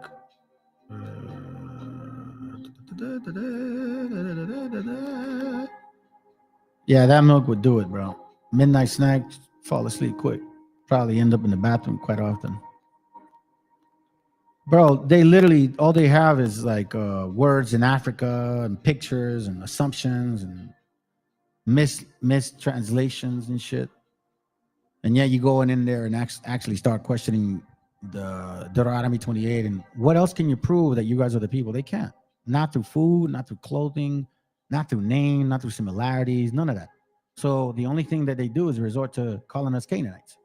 What else can he do? You see, BHI, Wobble, and Fobi, they're all the same shit. Negro only, BHI, Wobble, is the same shit. Same tortilla, bro. Just flipped over a little bit. I'm trying to find where it says halakha prevails when it comes to the mother. Halakha's a lot here. Here. Mother. Here it goes right here. Right? It says here. There are 6 things, the interest on which a man consumes on earth, while the principle is given to him to the world. Now we know that this is in the Talmud. All right. So it says here, honoring father and mother, doing favors to neighbors, and well, God, it may not even be this one. Hold on. It's funny. My bad, fam. Thought I had it.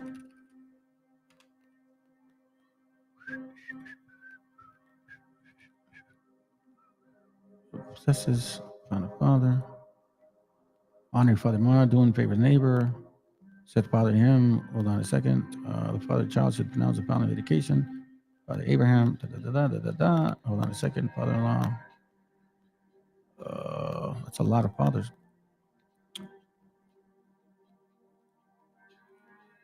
Can you read it real quick? If not, I'm gonna move on. Nope. Nope. Okay. Let me move on from this real quick. Let me give you another example. Give you one example here real quick. This is another one I have, okay?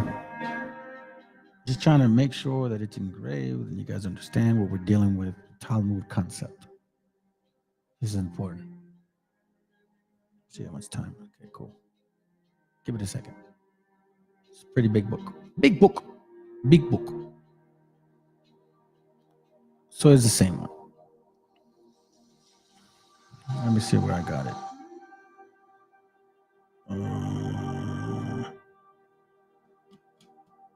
Oh, here it goes right here. My bad, fam.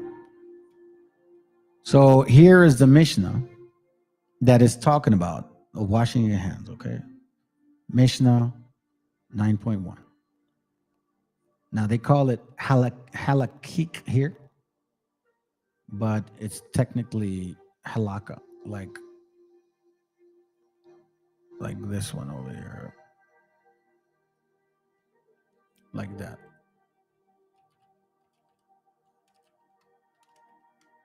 Okay. That's what it means. All right. So don't forget.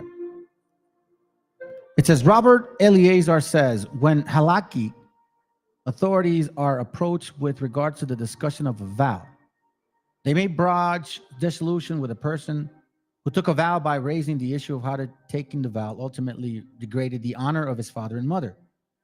Asking him the following: had you known that your parents would experience public shame due to your lax attitude towards your vow, would you still have taken the vow?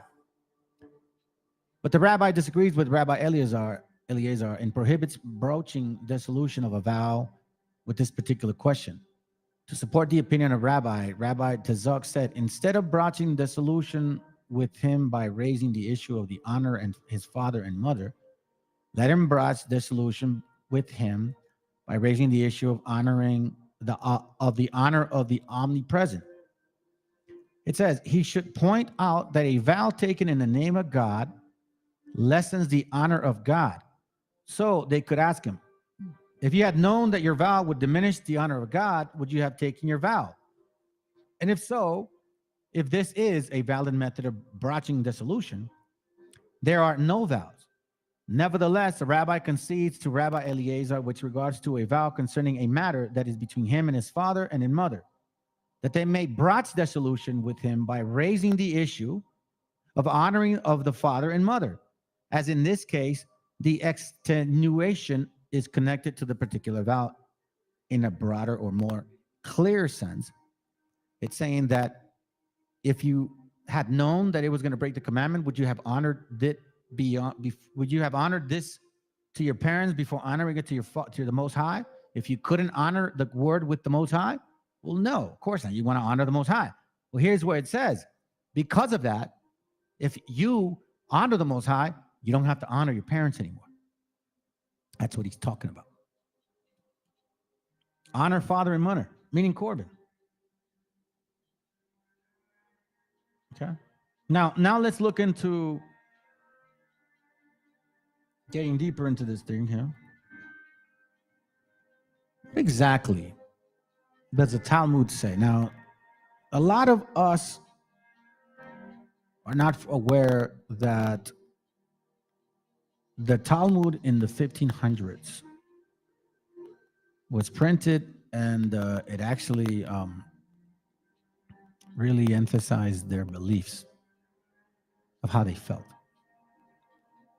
This is from a book called The Talmud Unmasked, The Secret Rabbinical Teachings Concerning Christians by Reverend Pranaitis, 1892. Okay. Let's see here. Here's the Talmud. The Talmud gets its name from the word lamud, thought, meaning the teachings. Now you guys can relate to the teachings of thought or thoth or thought, right? You know, the emerald tablets. A lot of it comes from that. That's why the Babylonian is just it's like a dressed up new teaching. It's all interconnected because you see that in the Freemasonry books, and you start finding the origins of it. Then it says, which teaching is called Talmud? I'm sorry, by metonymy, I guess. It is taken to mean the book which contains the teaching, which teaching is called Talmud. That is, the doctrinal book which alone fully expounds and explains all the knowledge and teachings of the Jewish people. As to the origin of the Talmud, the rabbis regard Moses as its first author. Bullshit. They hold that besides the written law, which Moses received from God on Mount Sinai on the table of stones, which is called the Torah, right? He also received interpretation. Which, by the way, he didn't get it directly from God. We have proven that in this channel. The Most High did not speak to Moses directly. Do you understand? Do you guys understand that? There was a spirit. We need to start washing that shit away. Of it, or the oral law, which is called the Torah, Shabbat P, whatever. They say that this is the reason why Moses remained so long in the mountain, as God could have given him the written law as God could have given him the written law in one day. Yeah, but he would have to explain it, don't you think? Unless it's the Matrix, he just plugged them in and said, and there you go. You know the Bible now. Anyways, Moses is said to have transmitted this oral law to Joshua. Joshua, in turn, to the 70 elders. These elders to the prophets, and the prophets to the great synagogue. It is held that it was later transmitted successively to the certain rabbis until it was no longer possible to retain it orally. Whatever may be said about this story of the rabbis, it is sufficiently known to us that before the birth of the Christ, schools existed in Palestine in which sacred literature was taught. See? You see that? This is why there's nothing new under the sun when it comes to these religions. Nothing new. Whatever religion you think it's new, been here before. The commentaries of the doctors of the law were noted down on charts and lists as an aid to memory. And these, when collected together, form the beginnings of Jewish Talmud. In the 2nd century after Christ, Rabbi Jehuda, who, because of the sanctity of his life, was called the saint, the prince, realizing that the learnings of the Jews were diminishing. By the way, I want to remind you, we already know that Herod was already infiltrating. We already know that John Hyrcanus was converting Edomites. We know this already. So don't be surprised if more came or were in this time, corrupted it, and even more later on in 700, 800 AD. It continues.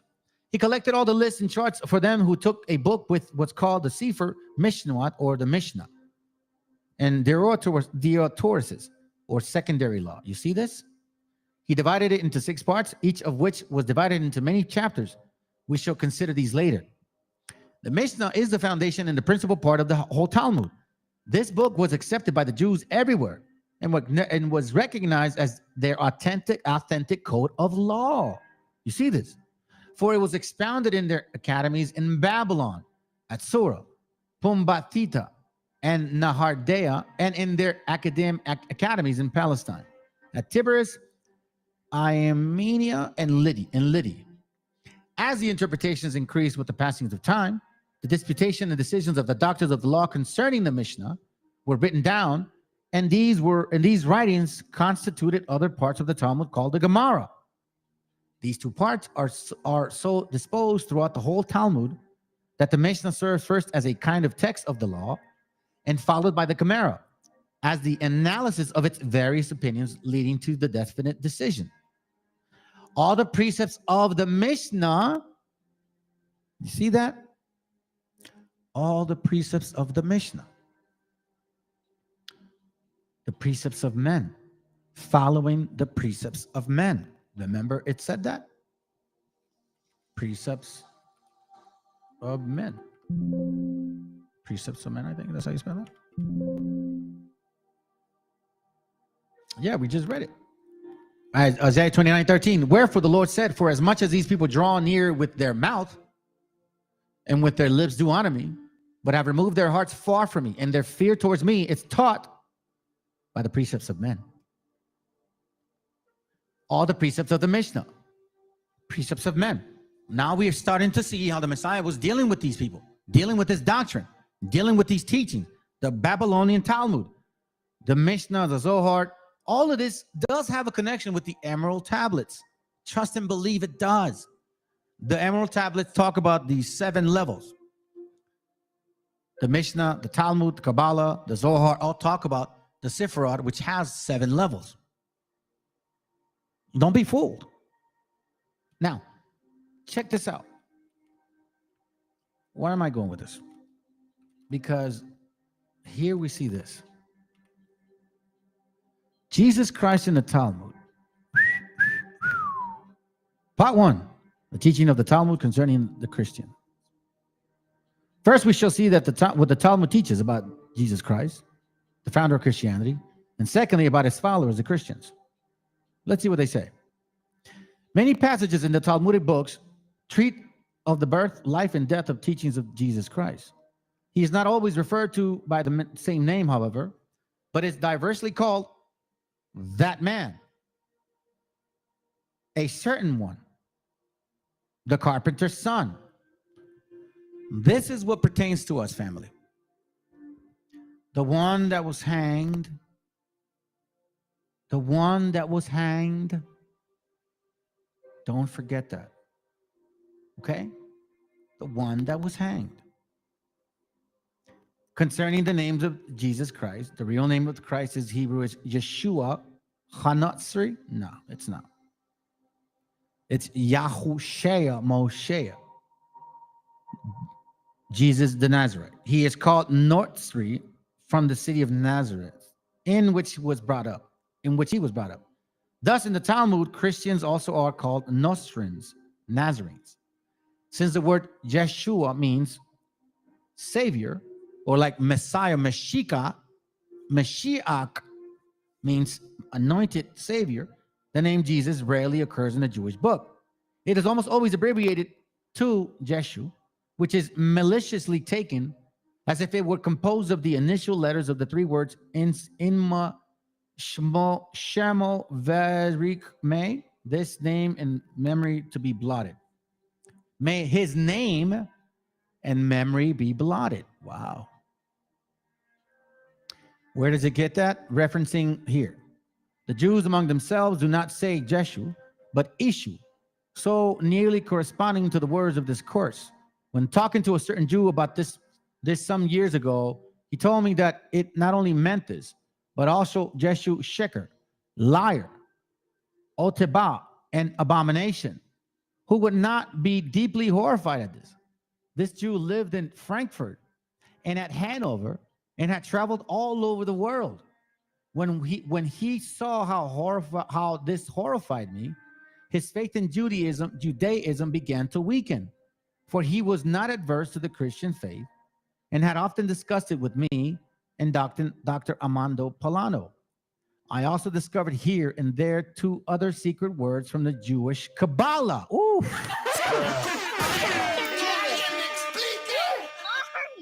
Which have to do with this name. It is well known that the Israelites are often warned in their sacred writings to shun the worship of Elohi Nektar, strange gods or God. What does Elohi Nektar really mean? By the numbering method of the Grammaria, this letter equals 316, which taken together means the word Yeshu. This is found at the end of the book of Akka Rochel. They therefore teach that to dishonor God by the worship of Elo Nektar, it is the same as to dishonor him by the worship of Jeshu. Behold the malice of the serpent. Antonius also found a marginal note in a book about the Jewish faith and religion. In a Jewish prayer book, there is a certain prayer beginning with Aluni or Elunu. Formerly, the wording contains certain things which were afterwards deleted for fear of Christians. You see that? But the same space remains vacant to warn children and adults that something is omitted there. The deleted words were Hamashi Takavim, Lehabert, whatever. Those who bow down, listen, those who bow down is generally said about idols, but is secretly meant for Jesus, whose name is here signified by the letters. See that? I didn't say it. They're saying it. This is important to read because you're going to understand how this relates to us. He is also called Talui, the one who is hanged. Rabbi Samuel, the son of Meir, refers to the fact that it was forbidden to take part in the Christian feasts in Christmas and Easter because it was celebrated on account of him who was hanged.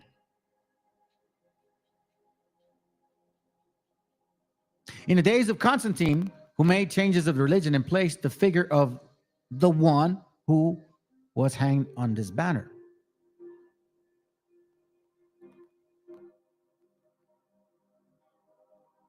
Check this out. You go back here. The life for Christ. The Talmud teaches that Jesus Christ was illegitimate. Let me read that again. The Talmud teaches that the MESHIACHA or MESHIACHA was illegitimate and was conceived during menstruation. Bro.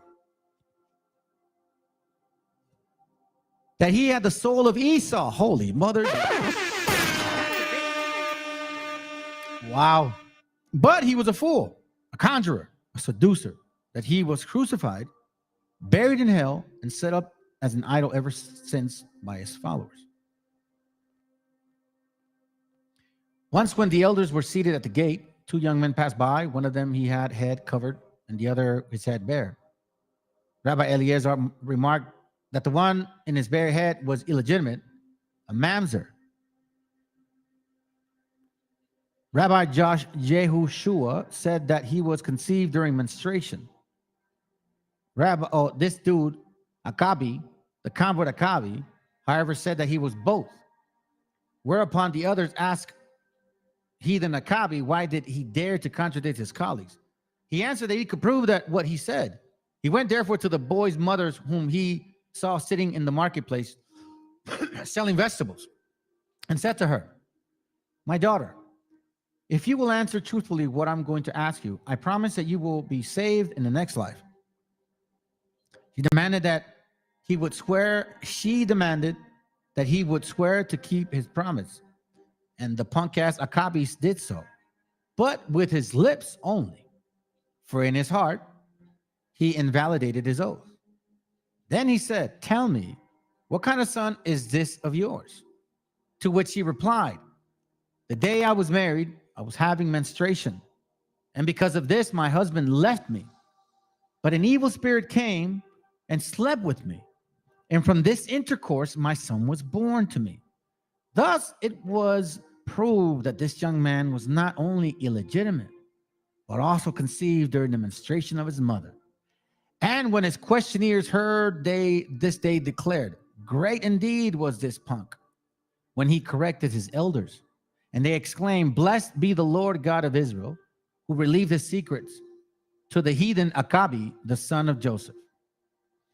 That the Jews understood this story to refer to Jesus and his mother Mary is clearly demonstrated by their book Tolda, Yeshu, the generation of Jesus, where the birth of our Savior is narrated in almost the same words. It says, Sanhedrin 67a. Here. Okay.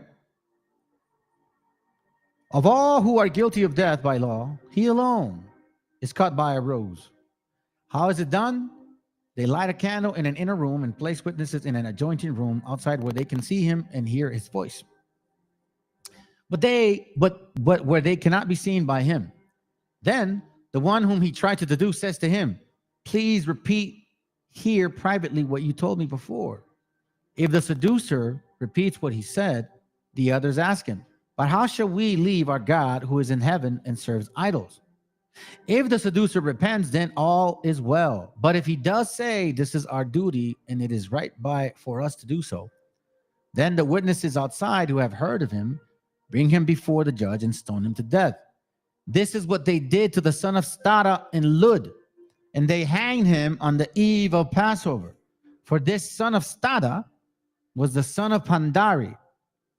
For Chasta tells us that Pandari was the husband of Staba, his mother, and he lived during the time of Paphos, the son of Jehuda. But his mother was Stada, Mary Magdalena, a lady hairdresser, who, in his said, is Pambati, deserted her husband. The meaning of this is that this Mary was called Stada, that is a prostitute, because according to what was taught at Pumbadita, she left her husband and committed adultery. This is also recorded in the Jerusalem Talmud and by Maimonides.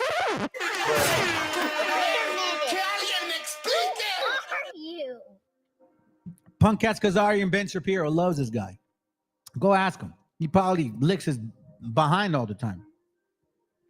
That the mention here is of Mary, the mother of Jesus, is verified in the tract Chahiga. When Behiah was visited once by death angel, the devil, the latter said to the assistant, go and bring to me Mary, the hairdresser, that is, kill her. And he went and brought Mary to the children's hairdresser in place of the other Mary. A marginal note explains this passage as follows. This story of Mary, the lady's hairdresser, happened under the second temple. She was the mother of Peloni, that man, as he is called under the tract, namely a seducer. You see the number 5? He alone, namely a seducer who tries to seduce another to worship an idol and to join a false religion. A marginal note says this son of Stada was called after his father, not his mother, although he was illegitimate. That's how they really feel. So I don't know why you Christians are even like, you know, you do what you do. I really don't get it. I really don't get it. But anyways, it says here, fourthly, he is called the one who was hanged, which clearly refers to the crucifixion of Christ, especially since it references to the time of on the eve of the Passover is added, which coincides with the time of the crucifixion of Jesus. In the Sanhedrin 43a says this, on the eve of Passover, they hanged Jesus. Fifthly, as to what the Jerusalem Talmud says about the 2 disciples of the elders who were sent as witnesses on spy on him and who were afterwards brought forward as witness against him. This refers to the 2 false witnesses of whom the evangelists Matthew and Luke make mention. Matthew 27. Let's read it.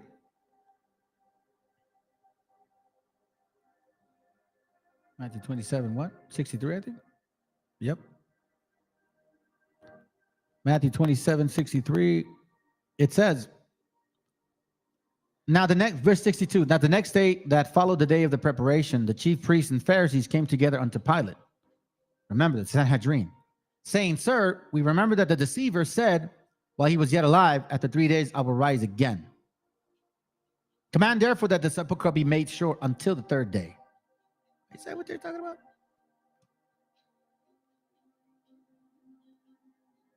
Okay, let's continue. It's all good. On the eve of Passover, they hanged Jesus. I want to emphasize this because we're going to touch on this. Why is it important? Because it relates to you, brothers and sisters. Finally, a punishment for his crime and impiety, he suffered an ignominious death by being hanged on a cross on the eve of the Passover. So that the law was, okay, hold on. Change. Okay, cool. Check this out. Okay. Oh, this right here. Hold on. Look at this. Mother Mary, the mother of Jesus, is called Karia, dung, excrement. In Hebrew, her proper name is Miriam. He who sees them, mezabelim, excrementing, sacrificing before their idols. Christian sacrifices are called dung offerings in the Jerusalem Talmud. He that sacrifices unto idols shall be utterly destroyed. Tezer Ayarki, referring to Numbers 25:3, teaches that the Gentiles actually honor their God by excrementing before him. I'm not saying this. They're saying this.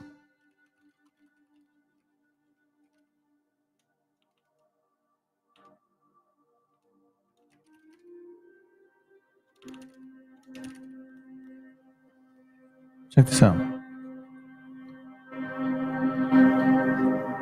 For the Wagon Seal, Sada page 497 says that Boxtorf, in translating the word tifla as foolishness or vanity, did not go far enough. For this name, which is applied to a Christian church, really means a brothel or a whorehouse. Damn. You see, Christians, you see how silly they're making y'all? This is really, like, to me, bro, it blows my mind that you guys are that dumb. But then again, Christian churches, a place of Christian worship is called Bet Tal Tifla, a house of vanity and foolishness. But no, it actually means brothel or a whorehouse. You love those Israelis that much? You love them that much? Check this out.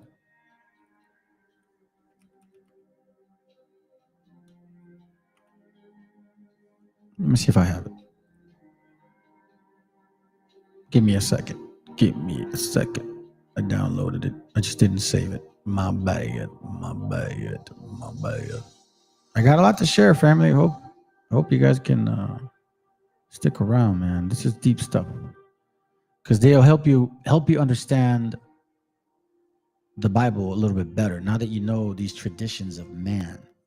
Their concept, their approach, what they're doing, what they're thinking, you know what I'm saying? They were teaching traditions of man. Okay, page 262. I'll come back to you. This is from a book called The Hellenistic Civilization and the Jews. Okay, The Hellenistic Civilization and the Jews. Let me go back to 262. What am I looking for here? Let's see here real quick.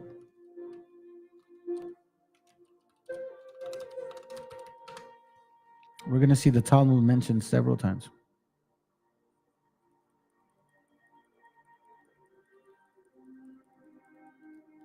I already have my pages taken care of, so it's all good. All right, so we're going to go on page 45. Start reading here, okay? Remember, the book is called Hellenistic Civilization and the Jews.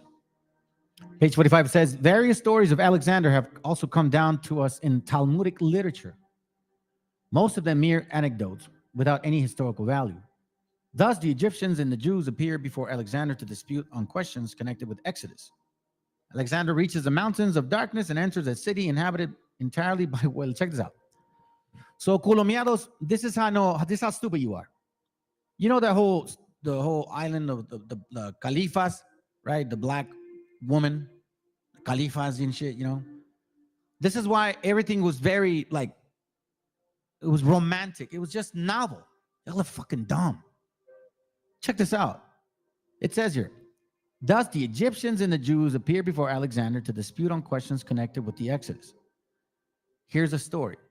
Alexander reaches the mountains of darkness and enters a city inhabited entirely by women. He bandies sophistries with the old men of the south and even flies on eagle's wings. See that? This tale resembles most of those composed of Alexander by the people of the East and the West in the Middle Ages. Dumbasses. Just like Khalifa's story. It's all novelty. Some island, a bunch of women, and they call it Island of Darkness. So una isla negra, which can translate to una isla llena de mujeres que están negras. See, y'all are dumb, bro. Anyways, but again, you know, what should I expect out of useful idiots? Yeah, I'm calling you useful idiot, culo. I know you ain't never gonna look at this channel, bro. You think you're high and mighty, but you won't put your name on the board, bro. Their origin goes back to Alexandrian literature of Hellenistic period. Okay, so we see here. Now let's continue. Because we see in this particular book the mention of the Talmudic story. Greatly resembles Josephus' story. You see? So there's a Talmud concept even in this time. Page, I'm just kind of skipping some things, getting to the nitty-gritty. Page 47. The political negotiation between Simon and the Just, and Antiochus or Antiochus did not, so far as we know, concern the Samaritan question. Whereas the Talmudic stories emphasize precisely this, the dispute between the Jews and the Samaritans, kutum in the Talmud, here ends with the destruction of the temple. You see this? So the Samaritans, as you know, do not follow the Talmud. They have the Torah, and I can't say in Hebrew. I think they have it in Pale, maybe. But I know that they don't follow the Talmud. A historical element is therefore no more to be sought in the Talmudic story than in the Josephus. Check this out. Alexander's negative attitude to the Samaritans is stressed both in Josephus and in the Talmud. Let me read this real quick. Alexander writes, Josephus honored our people, and of this Hecatus speaks in his book of the Jews. He relates that Alexander gave the Jews the land of Samaria free of tax in exchange for the friendship and loyalty which they elicited. Honestly, I don't know if that's true because there's no history that says that he talked to them. Let me get to the point. Watch this. The Talmudic story, Antipatris, is mentioned in the place where Alexander met the Jews. The name betrays chronologically inaccuracy, as the city of Antipatris was founded by Herod and was not existent in Alexandria's day. Nevertheless, Hellenistic towns were not built on vacant sites. And we know the name of the previous nearby settlement, which was Kfar Saba, as this is near the shore, and Alexander traveled along the coast of his way by Tyre to Gaza, and back he passed by Kfar Saba. And it might be conjecture that the Talmudic story preserved an important local tradition on a historic meeting between Alexander and the Jews. So the Talmud supposedly said, or the Talmud says, I guess supposedly, that they met. But these are what they say, Talmudic tales. Talmudic tales. Talmudic tales. All right, let's go to page 107. I want to show you something real quick.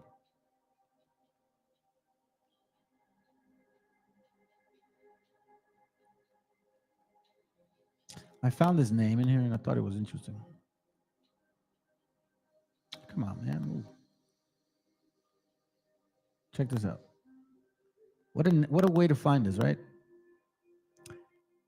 Here, too, the Greek town was first and foremost a polis from the juridical point of view. An independent urban community with a consul, Boule. You guys heard of Black Boule?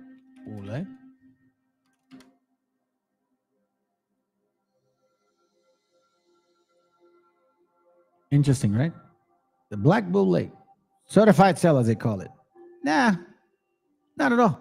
This is you guys. I know it's a hard pill to swallow, but this is y'all. Right here. Y'all been working together ever since. This is why FOPI and all those black onlys and shit, they cannot comprehend the fact that they were working with the gringos. And now it's like a completely like oh my God, we never knew their languages. Shut your ass up. So characteristics was this autonomy of the Greek city in Palestine that we sometimes find the Talmud designating the town itself as Adtaniv or Avtanit or Boulay. Now, these guys have this name. Why do you think these Khazars don't say nothing? Come on, man. Can't fool us, bro. Y'all working together. Yeah, I know. It hurts your feelings and shit. It hurts your feelings because there's nothing you can do about what I'm sharing. Because I'm not lying. That's what hurts you the most. Let's continue here. It says, what was the character of the Pharisees and Sadducees under the Hasmoneans, and whether their late features may also be ascribed to the earlier period, are questions which still await solution. Okay? Check this out. It says here, the latter sentence Eleazar to stripes, a sentence which Hyrcanus thought too light, for in his view it should have been that of death.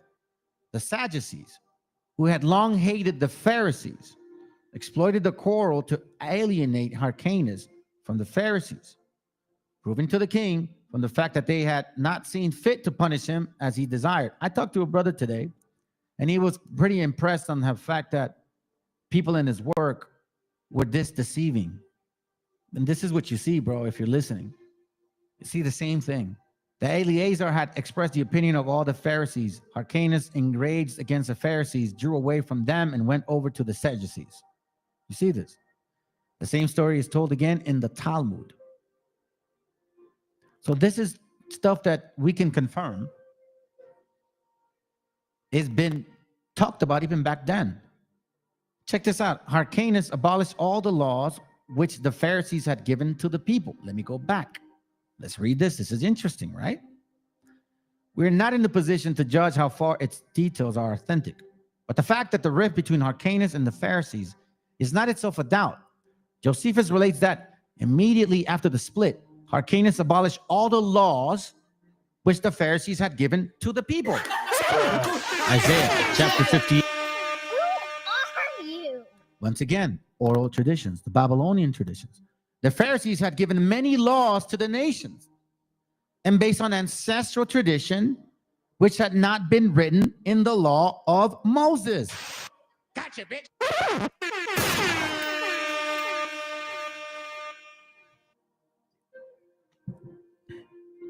Very true. It's all Zionism, no matter how you slice it, my brother. That's very true. I'm glad you're seeing it. In 1492, it hasn't stopped. Since 1492, they've been here. That's what I'm trying to tell you. Since 1492. That's why when you hear this culomiados and all these wobbles or BHIs, when it's, oh, we're those people. Oh, we ruled Europe. Yeah, we came and we conquered. Well, what you're doing is you're taking the name of conquistadors that ravaged, savagely killed and raped and murdered our gente. And that's why you guys take this like, oh, yeah, we were them and we conquered them and we enslaved our own people. You see, you talk about it so easily because it don't mean nothing to you, spiritually speaking. You didn't go through this shit. I know we did. That's why we don't let this stick go. You think it's a joke. It's not, spiritually speaking, a joke. If you want to talk spiritually speaking, I always had nightmares that I was watching people walk over me as if I was buried alive. Why did I have those nightmares? Stuff ain't no joke, man. This is serious. The Pharisees had given many laws to the nation. So when the Messiah came, he wasn't doing away with the laws of the Most High. He was doing away with the laws of the Pharisees, the traditions of men. That's what he was doing away with. That's why you guys are going to burn. and you BHIs that don't teach this knowledge, you're all going to burn too for being damn Canaanites. And for other reasons too. Whereas the Sadducean sect opposes, saying that only the written law should be observed, not those arising from ancestral traditions. You see how the Pharisees and Sadducees, why they were such a difference? See, we didn't really know this before. And IUIC didn't teach this because they're also part of the group. They're all infiltrated, man. Nate the Snake graduated from a college called Brown College.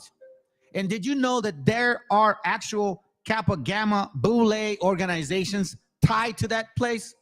Oh, you think I don't know? You think I don't know, Nate the Snake? Bro, I've been watching your ass, man. Y'all can't fool me. Josephus adds that on this issue, great conflict took place between the two groups, and only the wealthy followed the Sadducees, whereas the people joined the Pharisees. Traditions of men. Traditions of men. Check this out. These observations provided a profound explanation as to what related in the anecdote, showing that here was no chance quarrel which had broke out at the royal court owing to the discourtesy of a guest at a banquet, but the perpetuation of the ancient feud between the priests and the scribes, whose social character had discussed in previous chapters. Now, Christianity does the same thing. For example, the Ave Maria, Padre Nuestro, Ten Commandments, El Credo. Where does it say to do that in the Bible, Christians? Tell me where, Catholic people, where does it say to learn those in the Bible? Where are those prayers in the Bible?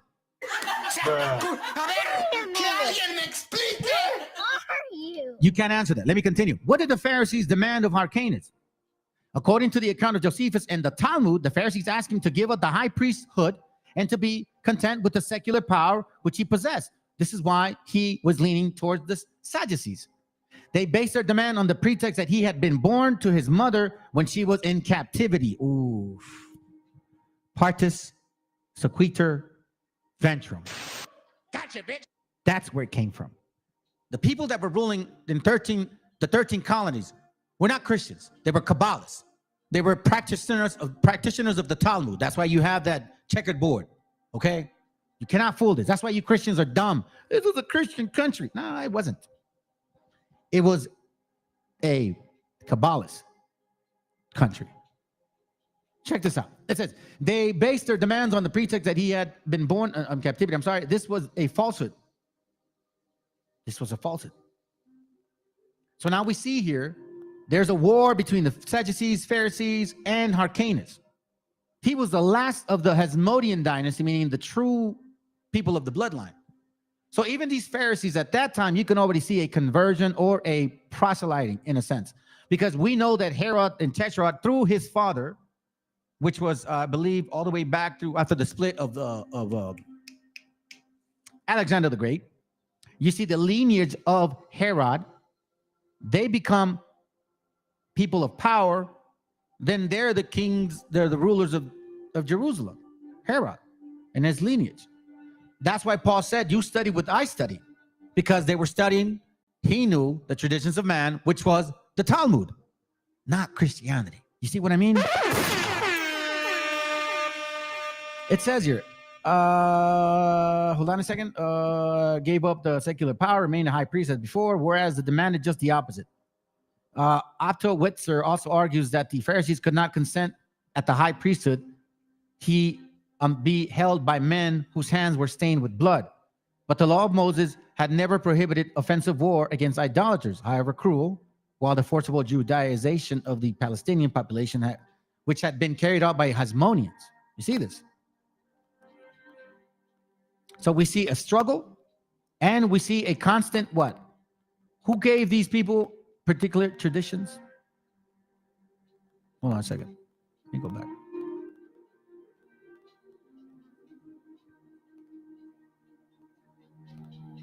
See this here? Talmudic tales here. The Pharisees had given many laws to the nation based on ancestral tradition, which had not been written in the laws of Moses. Now you understand, better clarity, a little bit more reasoning. A little bit more patience. That's why it says here, Matthew 5:17, think not that I come to destroy the law of Moses or the prophets, because they spoke. I am not come to destroy, but to fulfill that particular prophecy of the real book. For verily I say unto you, till heaven and earth pass, one jot or one tittle shall no wise pass from this law till all be fulfilled. You see what I mean? This is why it's important to understand jot and one tittle. Jot and one tittle. Go back to this. Deuteronomy 4:2. Can't add to the word, right? Revelation 22:18 says the same thing. You can't add to it. You can't add to it, right? But they do. They did. The Pharisees did. Traditions of man. This is why you see the confusion. The Messiah didn't come and do away with the laws of Moses, in a sense. Only the sacrificial. What he was also getting rid of was all those traditions, external, which did no good for you, because there was no examination. There was no repentance. It was just tradition. And once more, you cannot add to the word of the Most High. So now we see that the Messiah was dealing with the Pharisees, which is why he kept saying traditions of man, traditions of man, traditions of man. You see the Pharisees, Mark 7:1, then came together unto him Pharisees and certain scribes, which came from Jerusalem. And when he saw one of his disciples eat bread with defiled, this is to say, with unwashed hands, they found fault. For the Pharisees and all the Jews, except they wash their hands often, eat not, holding the traditions of the elders. Where in the Bible does it say to do that? You don't see it in Leviticus. It talks about cleanliness regarding the dealing with sexuality, the sexual part, or the cleaning, or whatever it may be, right? But it doesn't talk about anything in regards to you washing your hands. We see this in the Talmud. This is why we know and understand that the Messiah was dealing with a bunch of different doctrines, specifically what these people were teaching. So when Christians say that he came to destroy the laws of God, they are effing liars. But again, and always, heathens will never tell you the truth. And they're going to be teaching based on, well, I guess what they know. This is pretty good. Actually mentioned Enoch in here. I was going to bring it later. If I remember, I'll bring it back up later. Let me see if I can get to the point. I think a little bit more. We're halfway through, family. We're halfway through. The Sadducees appear as men without a religion or morality in later Talmudic literature. And in Enoch's eyes, they were simply pagans. Interesting, huh? Let's see what we got. All right, let's continue. Next book. In case you guys never heard of this guy.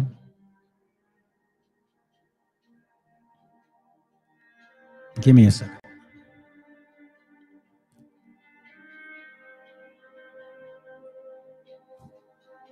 Check this out.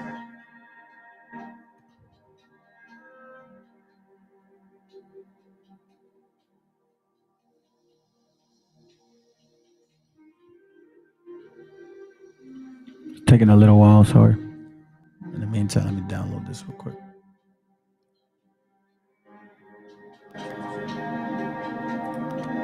The History of the Marranos by Cecil Ross. Okay. History of the Marranos. The History of Marranos. Let me get to a point here real quick. I'm going to show you something. They're all connected, family. You'll be surprised. It's amazing, man. The Jews and the Moors. You motherfuckers. You dirty bastards. And yeah, the Moors were light-skinned and swarthy. The Jews were also light-skinned and swarthy. Yep. We totally know now. And it's all good. We know y'all are fake anyways. The real Israelites have finally woken up. The heyday Inquisition. Give me a second. I'm trying to look for something real quick. Let me see if I can find it.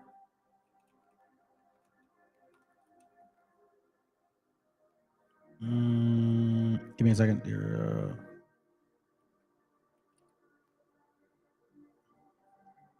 we go.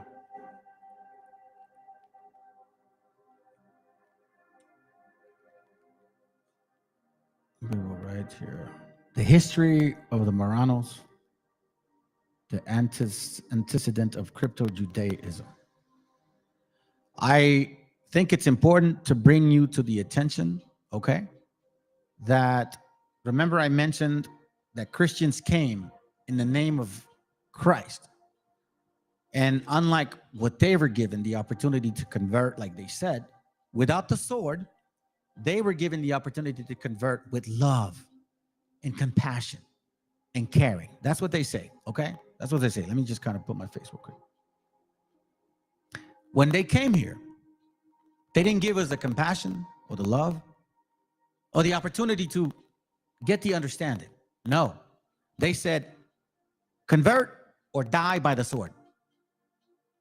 And I'm like, if you guys say that God allowed the doors to Gentiles, didn't demand them to keep the laws, why do you show up here and demand us to keep certain laws? And if we don't, you kill us.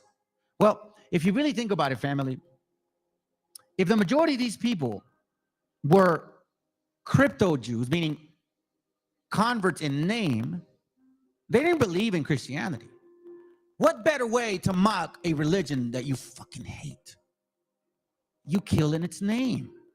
You destroy people in its name. I'm not a Christian. I don't care. But hey, you know what? It's an idolatrous religion. I'm just converting because I don't want to die. Why do you think these things happen? It's very important to understand the attitude that these people had towards us. The attitude that they had towards us. Check this out. This is I already showed you the book. Let's get to some points. Traditional Jewish law, in fact, made special provisions for cases when observance of ceremonial practices became impossible because of compulsion. Or in the time of persecution, the theory was put to test in late Talmudic times in the 5th century. During the Zoroastrian persecution in Persia, you see how Zoroastrians were around? This consisted, however, in enforced neglect of traditional observance rather than the positive conformity of the dominant religion. Judaism was thus driven to the extent underground, regaining complete freedom only some years later. You see this here? So it goes into supposedly hiding, right? Well, who brings it back? There's this guy named Sabbatai Sevi. The Domi of Salonika were the descendants of those adherent to the pseudo-messiah Sabbatai Sevi, who followed him into apostasy. And while staunchly confirming Muslims, they practiced a Masonic Judaism in their homes. You see this? And while staunchly conforming Muslim, they practice a Masonic Judaism in their homes. You see this? So they're calling themselves one thing, claiming to be Muslims, but still practicing Masonic traditions. How so? This Sabbatai Sevi character is quite a story. Check this out. In some other points of considerable importance, the Marranos were profoundly influenced by their environment. Victims of Inquisition were reserved as martyrs in honor of certain outstanding figures. Religious confraternities were actually formed, very much as though some Christian saints were in question. All right? So we see here a name, Marrano. Marrano. We even read of a Mexican woman who acted as a professional faster, charging one piece of an eighth in each occasion, talking about like fasting. So we see here again, a man will be saved by his works, whatever his creed, asserted a simple Marrano woman. A zealous priest denounced Antonio Fernandez Carvajal, the founder of English Jewry. You see this here, Marranos. I'm looking at Marranos. And who is this Sabbatai Sevi? Check this out. The Messianic idea did not exhaust itself with the mere denial of claims of Jesus. Restoration of the land of promise continued to occupy an important part of in Morano hopes and prayers. In its early generations, as we have seen, the Moranos had their pseudo-messiah, Luis Diaz of Setúbal, and their prophetess, the Maid of Herrera, to mention only two. As late as the middle of the 17th century, the reports which reached peninsula of Sabbatai Sebi, the Turkish pretender who set all the Levant in a blaze, were sufficient to attract a concourse of adherents. So this guy of Turkish bloodline is a Jew, so-called the Messiah. It says that they expected a Messiah. In Mexico, the Messiah had been confidently expected for 1642 or 1643. You see this? And extravagant hopes were centered in the persons of Gaspar Baez Sevilla. Excuse me. A known descendant of the tribe of Levi.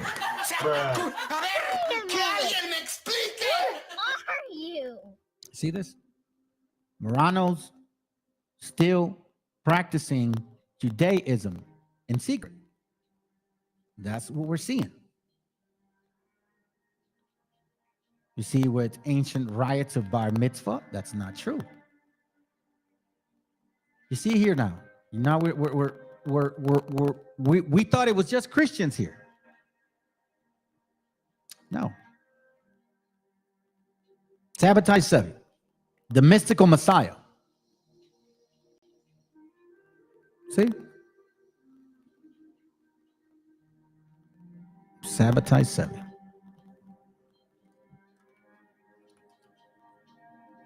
See? What are we looking at here? Let's check this out. Remember the name Marrano. The cultivated force of this criticism left Sholem portraits of Sabbatai Sevi and the Sabbatean movement considerable open to the amendments. Over the ensuing decade and a half, number of monograph presents both new data and new interpretation.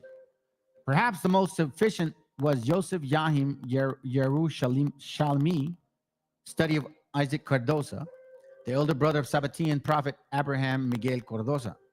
You see these names? Where's that dirty water that thinks that, he's a Sephardic Jew? Stupid ass. Sholem had used Abraham Miguel Cardosa to demonstrate that there were a basic converge between the mentality of the Moranos and that of Sabbateans. Really? It says here, let's see what I'm looking for. I'll read here. Here in the empire, by far great majority of Spanish Jews, the main bearers of the Sabbatean movement, had settled. The amazing rise of the communities of Amsterdam and Hamburg is well known, yet the members of these communities, descendants of Marranos, reacted no differently from their brethren in Morocco, who smarted under almost continuous oppression and persecution.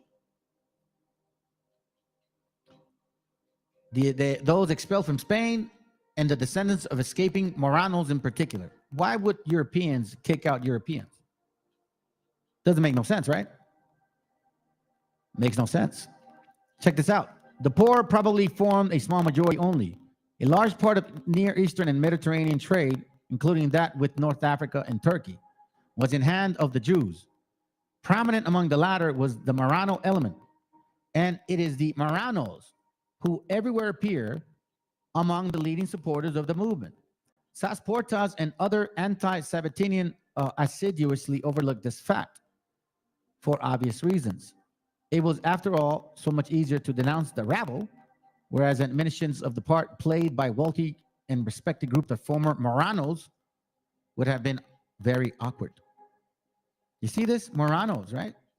Marranos, como puercos and shit. Why am I emphasizing this? It's a rhetorical question, by the way.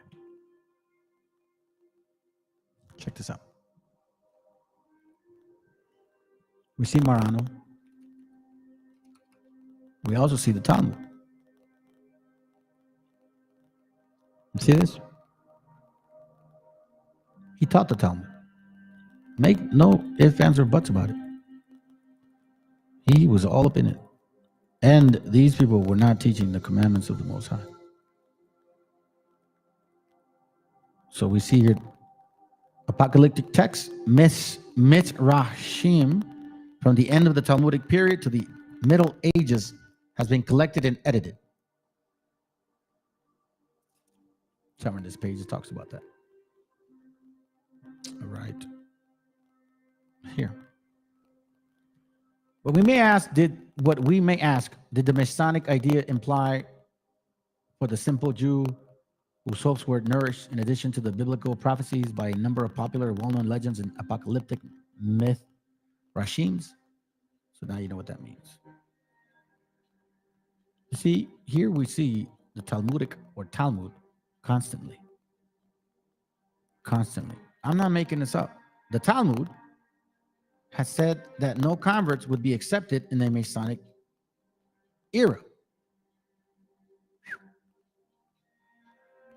There will be no converts because no more holy souls would be left among the Gentiles, since, by definition, the Messiah could come only after the last sparks of holiness had been extracted from them. That's why they say what they say. Okay, so you see that here. The Talmud, right? Remember we saw the Kabbalah? See? So it goes hand in hand. If you have the Kabbalah, you're dealing with the Talmud. If you're dealing with the Talmud, you have the Kabbalah. Okay? Tradition and creation, new creation in ritual of Kabbalist. Sholem. I'm not making this up, family. Look, 200 of those came up. Let me go back. We'll go from the beginning.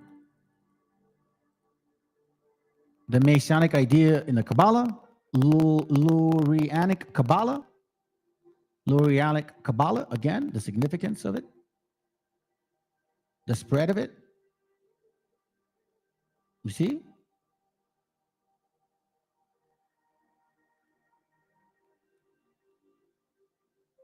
You see this?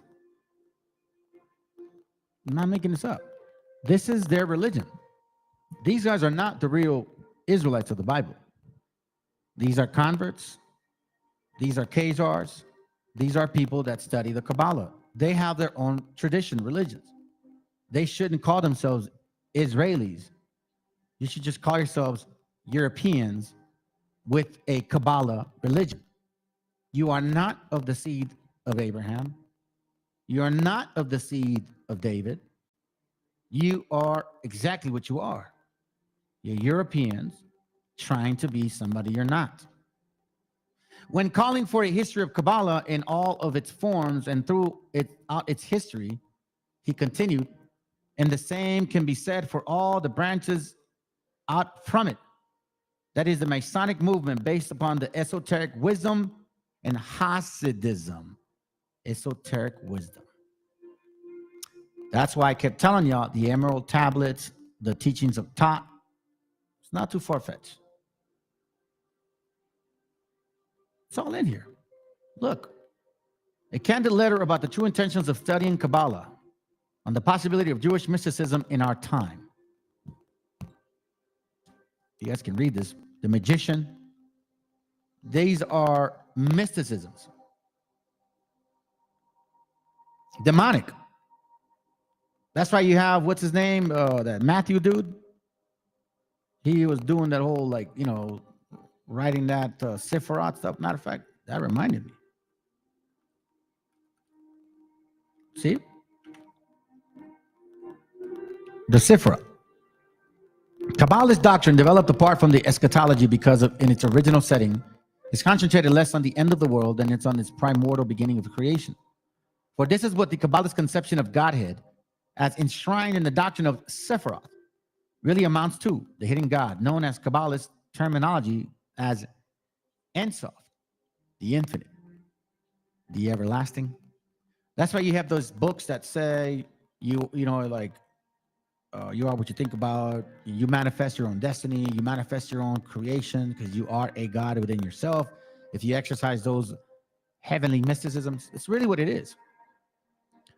It says here, hidden God, known Kabbalist terminology as Insof, is far removed from everything created. He is unrevealed, non-manifest, and unknown. Only the emanation of his power, operating in the creation, both the higher and the nether worlds, transforms Insof into the creator God. The different stage of emanation manifests the hidden potencies and attributes, which God acts in, which are all essentially one in the unity of God. Even as the flames is bound to the coal, 10 such stages known as the Sifra constitute the inner life of Godhead. This is the tree, I believe, that we weren't supposed to take. The Sifra, the Talmud, the Kabbalah, it's all hand in hand. This is what the Messiah was talking about. He knew this was going on. They weren't keeping the commandments like you thought they were. He ain't like, oh, he just wanted us to stop, from keeping the laws. No, it wasn't any of that. He literally was trying to save people's lives, man. I want to show you something. Let's get to the nitty-gritty now. I keep saying that shit. The secret relationship between the blacks and the Jews. Oh, yeah. Oh, yeah. Check this out.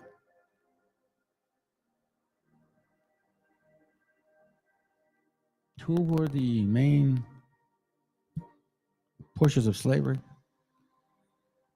Portuguese Jews, right?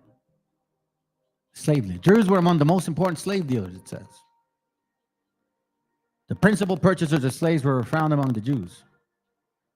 In 1460, when Jews were the masters of the nautical science in Portugal, that nation was importing 700 to 800 slaves yearly. They weren't all white, by the way. They weren't all white people enslaving black people. It was swarthy-looking bastards that were enslaving white and black people. And more than often, they were getting the Slavs. The Africans, on the other hand, they were selling their own people. Those are facts. Jewish participation in the slave trade, particularly their trafficking of non-Jewish slaves, incited the moral indignation of Europe's Gentile population. You see that right there? So, if these Jews were being expelled, they had no power, pobrecitos and shit. Hold on a second. Sorry about that, family. I'm over here reading like that. If they had no power, pobrecitos and all that, how is it that they're trafficking slaves?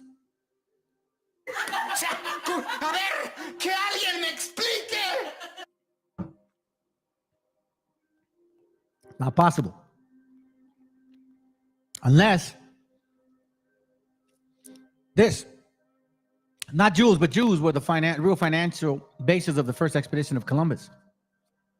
1492, more than 300 Jews were expelled from Spain. Why would you expel Europeans if you're European?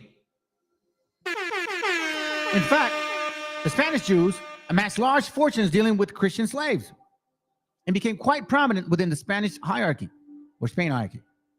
They had obtained the most important offices and positions of trust in the cabinet.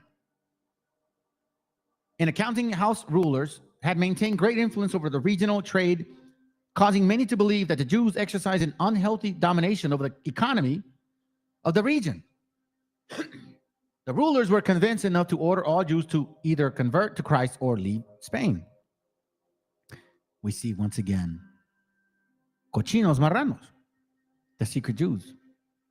The marranos were those compulsory converted Jews and their descendants who all outwardly became Christians, but secretly continued to meet in the synagogue, celebrating feast days, and observe the Jewish Sabbath, and keeping the Kabbalah tradition, in the Zohar, in the Mishnah, and believing in the fact that the Messiah was born of a whore. Those are facts. The name marrano, pinche cochino, may be derived from the old Castilian marrano swine. That's what you are. And I'm going to prove it as to why I'm saying this. Spain began a series of conversion drives to convert all Jews in Spain to Christianity. Why? Because they believed that Christians were dung. If you're telling me my gente is dung, what do you think I'm going to feel? It says the Spanish Inquisition. Hold on a second. In an unprecedented number and with little resistance, the Jews converted. This rush to mass conversion, an event unparalleled in Jewish history, is perhaps the best summed up by Cecil Roth. It was not difficult for insincere temporizing Jews to become insincere temporizing Christians. Ooh. It was not difficult for insincere temporizing Jews to become insincere temporizing Christians. The Marranos, also called conversos, right? New Christians, were simply charged with not being Catholic. The same applied to Muslims, who were expelled in like manner and in great numbers than Jews. More than some 50,000 Jews chose to convert rather than leave their land and their riches. Oh, you son of a bitch. See this? The Jews in Spain, New Spain. Many persons, the resolution adopted by Ferdinand in expelling so profitable and opulent a people acquainted with every mode of collecting wealth. So they converted so they don't lose their money. That's why they did it. That's why they did it. Now, let's continue. The same applied to Muslims who were expelled in like manner in greater numbers. Some 50,000 Jews chose to convert rather than to leave their land. Contrary to popular notion, those who left were not refugees searching for religious freedom, but entrepreneurs looking for economic opportunities. When they fled, they brought a few Torah scrolls. Why? Come on, we know now. And even fewer copies of the Jewish holy book Talmud with them. When asked what he thought about Marranos knew of Judaism after their first flight from Spain and Portugal, Roth answered in one word: nothing. Bruh. Oh, that's gonna hurt! The majority fled south and eastward to North Africa and centers of Salonika, Constantinople, Elapi, and Damascus. While others sought and found refuge in the Netherlands, they were established synagogues, schools, cemeteries, and high levels of wealth and culture. You see this? Though many escaped, they ended up becoming the kidnappers and slave marketers. How in the world do you expel people that have so much power? Check this out. 6 prominent Jews accompanied Columbus: Bernal, Marco, Rodrigo, Luis de Torres, and sailor Alfonso de Calle. Rodrigo de Trina, this is very interesting, who is claimed to be the first white man to ever see the world. That's right. Oh, that's gonna hurt! So all these other bastards are dark-skinned Swati. Yeah. See this family? Don't let Colomiados fool you, bro. They weren't West Africans. The connection between the Jews and the discovery of America was not, however, merely a question of fortuitous coincidence. The epoch-making expedition of 1492 was a matter of fact very largely a Jewish, or rather a Marrano enterprise. A few scholars, including Roth, presents strong evidence that Columbus was himself a Jew. He hid his Jewishness, they say, because no Spanish Jew could ever have expected aid from the king or queen of Spain. So the explorer claimed to be an Italian Catholic. Tina Levitan, author of Jews in American Life, found the first reference of Columbus' Jewishness in print in the diplomatic document dated 58 years after the discovery of death. The French ambassador to Spain, she revealed, refers to Columbus the Jew. Furthermore, she states, from him we learned that Cristobal Colon, who never called himself Christopher Columbus and never spoke a word of Italian, was the son of Susana Fontarosa, right? Or also spelled Fontana Rosal, Domingo Colón de Pontevedra, Spain, where those bearing such surnames were Jews. some of them whom had been brought before the Spanish Inquisition. Letters written by him to strangers have customary X at the top indicate so and so. So you see that. Okay? You see this right here? So what was he? Christopher Columbus was an experienced sailor long before his infamous voyage. Sir Arthur Helps writes that in the course of his letters, Columbus speaks after the fashion of practiced slave dealers. In fact, in 1498, his 5-ship expedition brought 600 Indians to Spain as slaves. 200 were given to the masters of the ships, 400 sold in Spain. So if they were expelled, how in the world did he come back?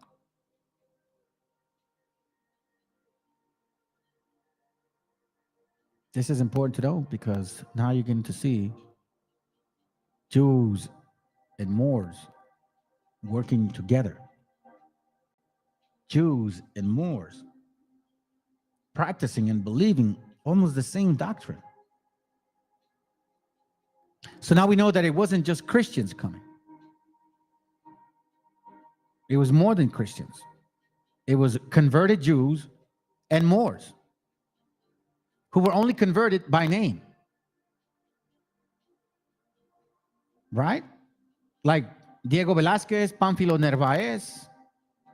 Right? Okay. Now let's get to this point. This is a very interesting understanding here, so I want to bring this up.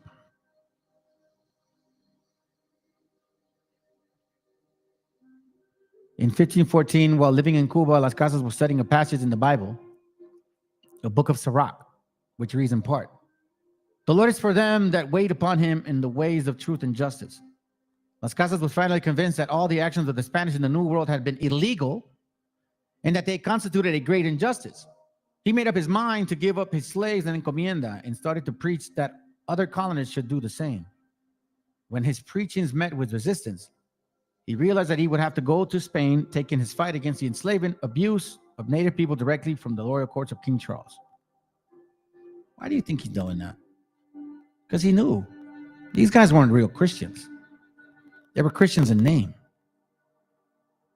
The Spaniards with their horses, remember, they were Jews and Moors who still believed in their doctrine.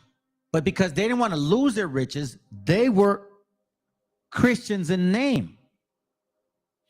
That's why I was like, if you guys are the Gentiles and the Messiah opened the door for you, how could you come and try to convert us and not do the same approach? Instead, use the sword. Did the Messiah use the sword on you damn Gentiles? No. So it made no sense. So Las Casas is like, yo, these guys are animals because they didn't believe. They were Kabbalists, Talmudic practitioners, Jewish people, crypto Jews, Sephardics mostly, and Muslims, Islamic, North Africans, maybe a few sprinkles of West, several Arabians, several Turkish. Now we know why Psalms 83 makes a lot of sense. The Spaniards with their horses, their spears and lances began to commit murder and other strange cruelties. These were people that were not Christians. There were all kinds of other nations helping the Spaniards conquer us, helping these Jews conquer this land to make it a promised land. Why would you expel Europeans if you're European? You get what I'm saying? The British came later. Remember that. What did these bastards do? They entered into towns and villages, sparing neither children nor older men and women. They ripped their bellies, they ripped their bellies and cut them to pieces as if they had been slaughtering lambs in the field. They made bets with each other over who could thrust a sword into the middle of a man or who could cut off his head with one stroke. They took little ones by the heels and crushed their heads against a cliff. Others they threw into the rivers, laughing and mocking them as they tumbled into the water.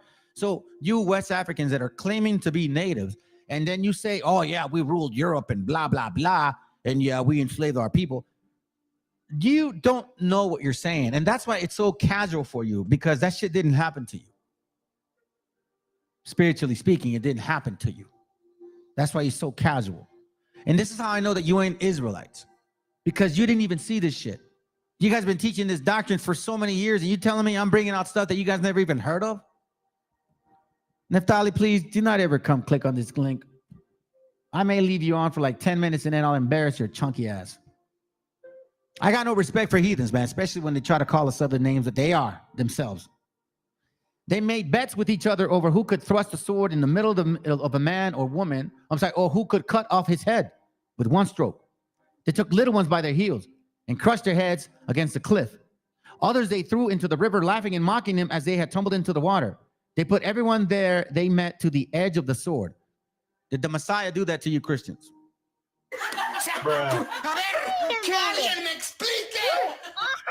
Now, remember this whole time I told you about this right here?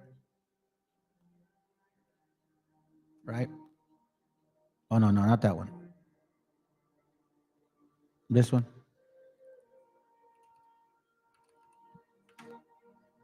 The one who was hanged? The one who was hanged? Remember that? Okay. See this? 2, 4, 6, 8, 10, 12, 13. He is facing all of them. You ever wonder why they did that? You have to wonder why. Here's why. One time I saw 4 or 5 important natives, nobles, roasted and broiled upon makeshift grills. They cried out pitifully. These things so troubled our captain that day he could not sleep. He commanded that they be strangled to the end their misery. The sergeant, I know him and his friends from Seville, would not strangle them, but put bullets into their mouths instead. Check this out. I have seen all these things and others infinite. Most tried to flee. They tried to hide in mountains. They tried to flee from these men who were empty of all pity, behaving like savage beasts. They were nothing more than slaughter and enemies of mankind. These evil men had even taught their hounds, fierce dogs, to tear natives pieces at first sight. And when, although rare, the Indians put to death some Spaniards upon good right and law of justice, the Spaniards made an agreement that for every one Spaniard killed, they had to slay 100 Indians. You see this? These were Christians in name. Secret Jews, secret Moranos, still practicing their Islam and their Kabbalah shit, claiming to be Christians while cutting us in pieces. That's what they did. And I'm going to prove it right now. Let me keep going. You'll see. Check this out.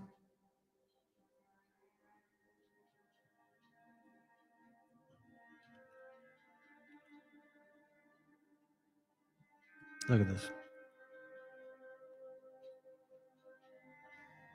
They also did a lot of different crazy shit, family. This is probably going to hurt a lot of your feelings right here.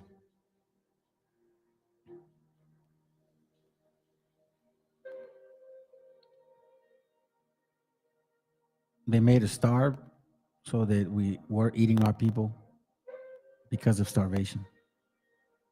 Okay. I'll read it. With 50 men, they can all be subjugated and made to do whatever is required of them. Upon the arrival, the native population worked for hours to rescue the crew and their cargo. Despite the natives' kindness, Columbus's mind immediately went to how profitable enslaving the native population would be. They are evil, and I believe they are from the islands of Caribs, and they eat men. Describing them as savage and cannibals, he says. Dog-like noses that drink the blood of their victims. Columbus sailors were rapists and murderers, and I can prove it. I got books to show it. While I was in a boat, I captured a beautiful Carib woman, he says, whom the said Lord Admiral gave to me, and with whom, having taken her into my cabin, she being naked according to their custom, I conceived desire to take pleasure. I wanted to put my desire into execution, but she did not want it and treated me with her fingernails in such manner that I wished I had never begun. But seeing that, I took a rope and thrashed her well, for which she raised such an unheard of scream that you would not believe your ears. Finally, we came to an agreement in such manner I could tell you that she seemed to have been brought up in a school of harlots.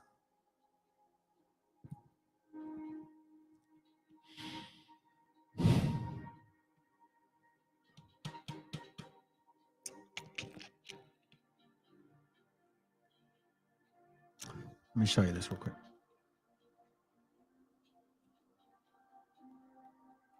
Check this out. This is from a book I have. It's called Los Conquistadores Psicópatas. Okay. Check this out. It's this book here.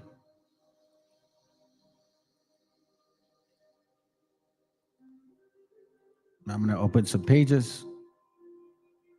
Give me a second. Stop it. Stop. Stop.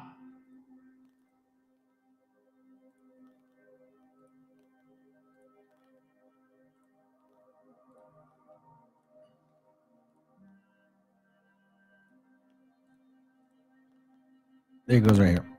Los conquistadores psicópatas. Okay.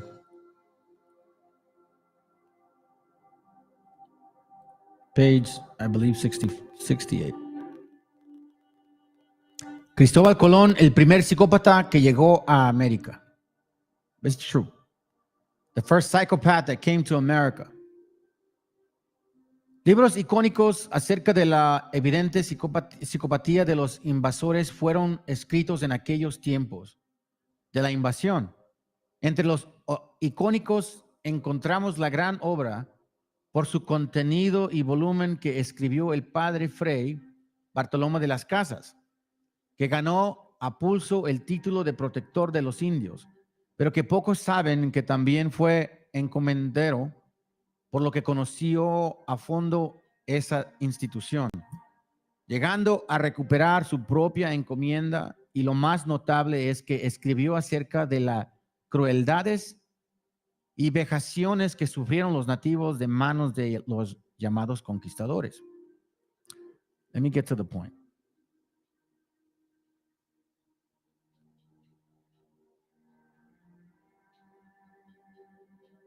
Give me a second.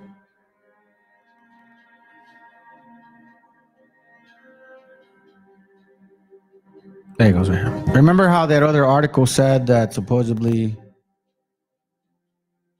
this one? He said that a woman, right? While I was in a boat, I captured a Carib woman, right? Okay. He said that.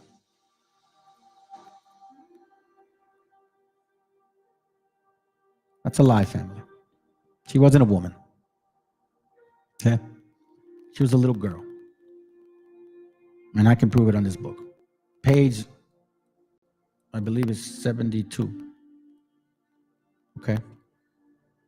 It says, la víspera de nuestro retorno a España, decepcionados al no haber encontrado oro, rodeamos los 4 poblados situados cerca de nuestro fondeadero y capturamos a 1,600 salvajes, hombres, mujeres y niños grandes también. Y los embarcamos en nuestras naos o barcos o ships para venderlos como esclavos en España.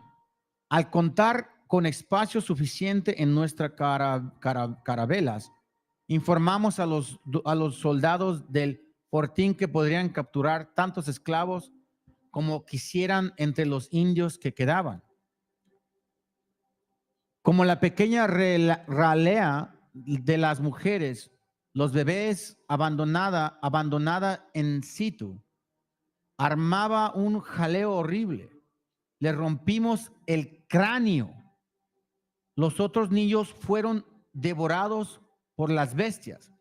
So they cracked their craniums open, and these babies were fed to the beast.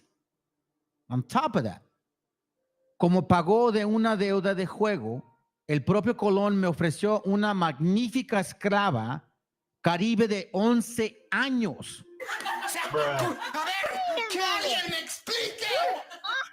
Que cuando quise ejercer mi derecho sobre ella, comenzó a gritar y se me resistió. Tuve entonces que disciplinarla con mi látigo y forzarla. 11-year-old girl. 11 years old. She wasn't no Carib woman, and she didn't scream like a hoe. No. So I don't know I could say he's a Sephardic convert, whatever. I don't know if he's an Islam. I don't give a shit at this point. But I'm proving the cause here. So all these people that are sitting in this country claiming racism, oh, white folks did this to me, white folks did that to me, and y'all don't like Islam, blah, blah, blah. Y'all been doing this shit to each other for a long time. What I really dislike is the fact that you came and lied to every single individual, white and black folks. Y'all been lying to people. You've been hiding the fact that blacks, dark-skinned people came and conquered America. You lied about the fact that there was Jews who financed these things. You lied about the fact that it wasn't by chance that you landed in this continent. And you're lying on the fact that this was the old world, that this is Atlantis, and you have some Negro saying, oh, this is the Egyptian towns. There's no way that these Mexicans could have made these pyramids. Look how stupid they look. That's exactly what you guys are saying. So now we're seeing one particular thing about your spirit, that you love to rape young girls. This is sad shit right here, man. This is your history, Ox. You Christians that say, oh, hey, you want to give credit to Christopher Columbus, white folks? You say you built America, but you hate the Jew? He's the one that got you here. You don't know that, do you?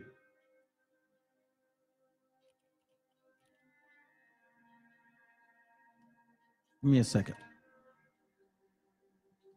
Oh, I think I put it here. Let me see. Yep. Look, this is another book I have. Okay. Relaciones y Cartas de Cristóbal Colón, 1892. All right. We're going to go to page 313.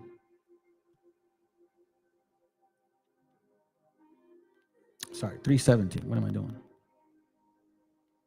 Bro, stop it. 317 coming right up.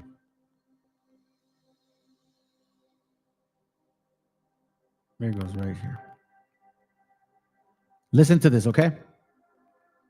Por una mujer también se fallan 100 castellanos como por una labranza. Y es mucho en uso. Y haya fartos mercaderos que andan buscando muchachas.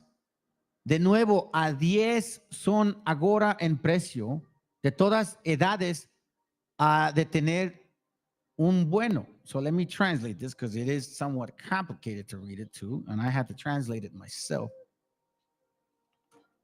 Translate. Check this out. Okay. It says here, in Spanish, remember, I'm translating this book here. All right. Page 317 from Biblioteca Clásica, Relaciones y Cartas de Cristóbal Colón. Cristóbal el Culo. The dirty bastard. Okay. Okay, remember that. Give me a second here. Page 317. All right. Give me a second. 317, all right? So I don't want you to think I'm misleading you here. Look at the translation. It said, a woman also fails 100 Castilians as if a form of farm, and it is much in use. You see, one woman, hundreds Castilians, meaning they train her, and it is much in use. And it has already merchants favor who anchor, I guess, young-looking girls from 9 to 10 are now in price. Of all ages, it must have a good one. Do you understand what that means? They were searching for 9 and 10-year-old girls, including 11, to run a train on them. Who likes to run train on women? Who made it popular nowadays? Are you going to run from that? Columbus provided native sex slaves to his men. In addition to putting the natives to work as slaves in his gold mine, Columbus also sold sex slaves to his men, some as young as 9. We just confirmed it. Columbus and his men also raided villages for sex and sports. 100 Castilians are as easily obtained for a woman as for a farm. And it's very general, and there is plenty of dealers who go about looking for girls. Those from 9 to 10 are now in demand.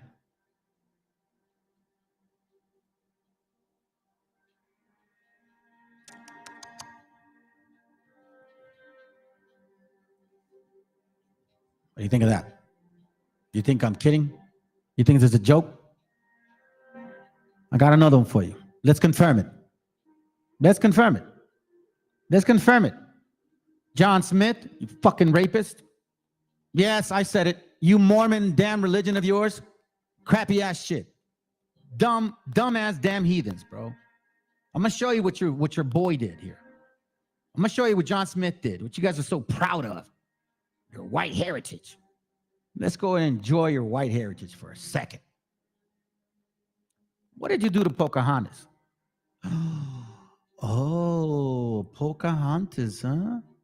Yeah, I bring the fire. You did the same shit to Pocahontas. She was not even 9, 10 years old, 12 maybe. This is from the history and present state of Virginia. I believe that's 1775, maybe, some shit. I don't know. All right, let's go here. Page 14. By virtue of this present, Captain John Smith was sent by the London Company in December 1606, authorized by King James, who supposedly was a dark-skinned man, who authorized parties of intervention, by the way. Okay? So we're talking about this punk ass right here. Let's look at this crackly history.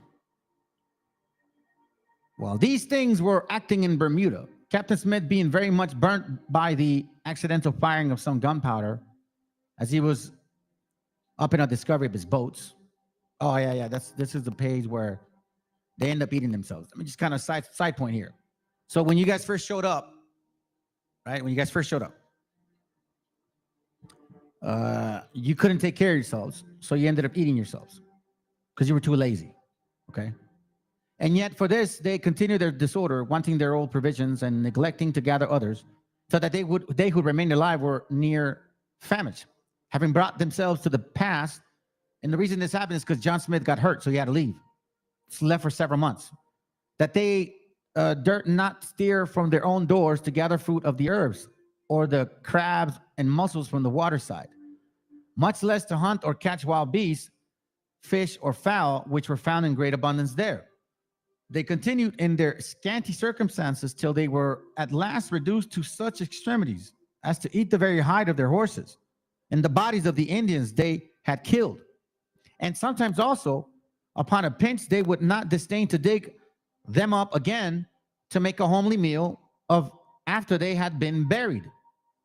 Damn.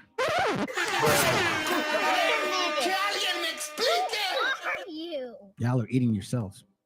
But that's not the point. Believe it or not, that's not the point. This is the point. Okay. This is the point. It says here, the two ships more arrived with supplies, and Captain Argall, who commanded one of them, being sent in her to Patamek to buy corn, he there met with Pocahontas, the excellent daughter of Powhatan, having prevailed with her to come aboard to a treat like pedophiles. Hey, little girl, would you like some candy? Hey, little girl, would you like your mom needs you. Come with me. Come with me. Who still practices this shit? P. Diddy, yo. He detained her prisoner and carried her to Jamestown. Then it says, till about 2 years after a marriage being proposed between John Rolfe, an English gentleman, and this lady, which Powhatan, taken to be a sincere token of friendship, was vouched to consent to it and to conclude a peace after 2 years because she had disappeared. So, for example, the dramatizing of that movie where Leonardo DiCaprio He like comes here, and I guess he's a hunter-gatherer or whatever, and he has a son, supposedly native. And there's a native elder man that is chasing the French because we didn't really know why, but it's because they took in his daughter. And that's a reference of Pocahontas. That's exactly what happened. They took his daughter, and we tried to find her everywhere. He couldn't. Intermarriage had been indeed the method proposed very often by the Indians in the beginning, urging it frequently as a certain rule that the English were not their friends if they refused it. Caused most of the rapings and murders they committed. So here we see that they're just horrible, man. Besides, there would have been continuance of those nations. Hold on a second here. Let me get to the point. Let me not lose the point. Okay. It says here.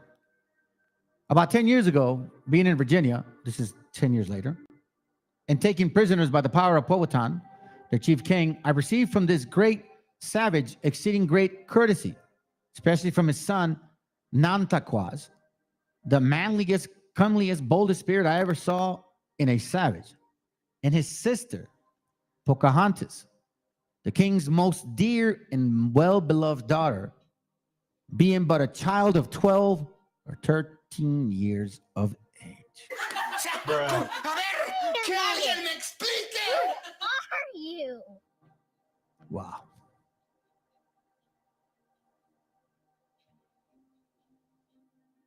Wow. Then it says here, and this relief, most gracious queen, was commonly brought to us by this lady Pocahontas. Notwithstanding all these passages were unconsent, fortune turned our peace to war. This tender virgin was still not spared to dare to visit us, and by her own, I guess, fars have been so often appealed. You see this? So it was peaceful, but then it became a war when these white people, these wasp motherfuckers, stole Pocahontas. Then it became war. So I would say, look up the movie from Leonardo DiCaprio. Leonardo DiCaprio. Native American movie. It's called, not that one. Leonardo DiCaprio movie.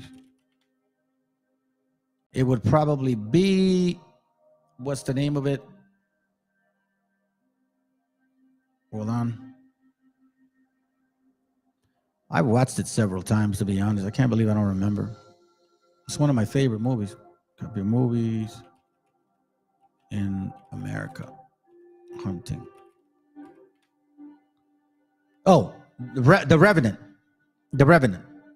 If you watch the movie The Revenant, here, I'll show you a little bit of it. If you watch the movie The Revenant, you'll see what I'm talking about. It's kind of giving a sense of it, okay? Pocahontas was kidnapped. There was peace at one time. After she was kidnapped at a young age, supposedly 12 or 13, but we know damn well it wasn't that age. She was a lot younger than that. 9 maybe, okay? Because he's like, hey, little baby girl, would you like a little candy and come on my ship? She's like, sure, white man. You seem like a friendly dude. No. That's why I tell my daughter, don't do that shit. Don't trust these people. Listen in.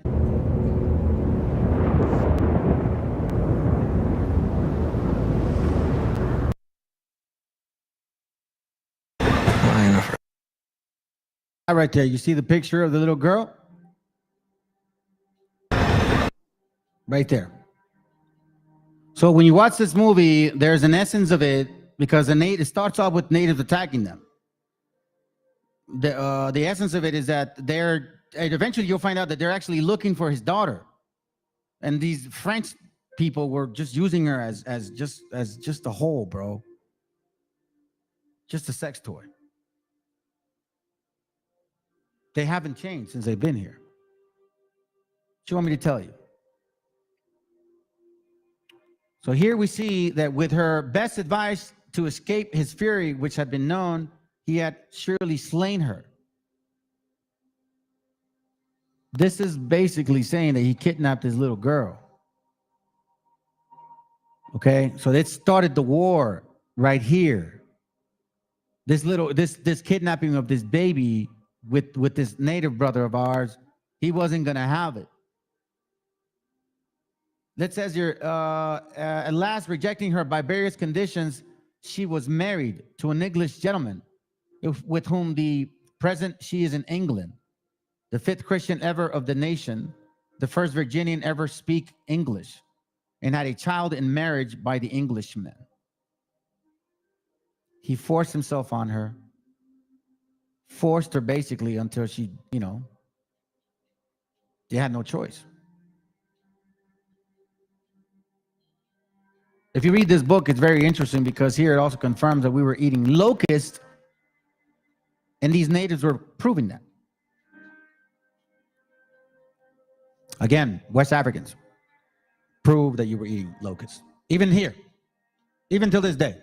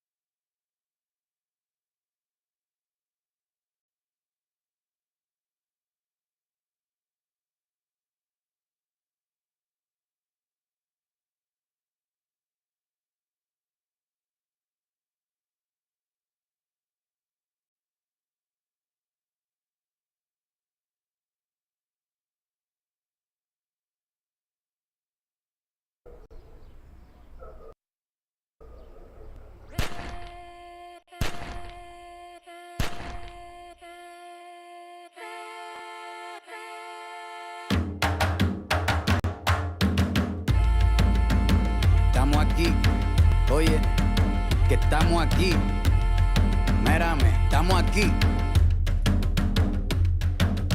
Desde hace rato, cuando ustedes llegaron, ya estaban las huellas de nuestros zapatos. Se robaron hasta la comida de gato y todavía se están lamiendo el plato. Bien encabronados con estos ingratos. Hoy le doy duro a los tambores hasta que me acusen de maltrato. Si no entiendes el dato, pues te lo tiro en cumbia, bossa nova, tango o vallenato. A lo calaboy y bambú, bien frontú, con sangre caliente como Timbuktu. Estamos dentro del menú. Tupac se llama Tupac por Tupac Amaru del Perú. América no es solo USA, papá. Esto es desde Tierra del Fuego hasta Canadá. Hay que ser bien bruto, bien hueco. Es como decir que África es solo Marruecos. Estos canallas se les olvidó que el calendario que usan se lo inventaron los mayas con la Valdivia precolombina. Desde hace tiempo, este continente camina, pero ni con toda la marina pueden sacar de la vitrina la peste campesina. Esto va para el capataz de la empresa. El machete no es solo para cortar caña, también es para cortar cabeza. Aquí estamos, siempre estamos, no nos fuimos, no nos vamos. Aquí estamos pa' que te recuerdes, si quieres mi machete te muerde. Aquí estamos, siempre estamos, no nos fuimos, no nos vamos. Aquí estamos pa' que te recuerdes, si quieres mi machete te muerde. Si quieres mi machete te muerde. Si quieres mi machete te muerde. Si quieres mi machete te muerde. Te muerde, te muerde. Los paramilitares, las guerrillas, los hijos del conflicto, las pandillas, las listas negras, los falsos positivos, los periodistas asesinados, los desaparecidos, los narcogobiernos, todos los que robaron, los que se manifiestan y los que se olvidaron, las persecuciones, los golpes de estado, el país en quiebra, los exiliados, el peso devaluado, el tráfico de droga, los carteles, las invasiones, los emigrantes sin papeles, 5 presidentes en 11 días, disparo a quemarropa por parte de la policía, más de 100 años de tortura, la nova trova cantando en plena dictadura. Somos la sangre que sopla la presión atmosférica. Gambino, mi hermano, esto sí es América.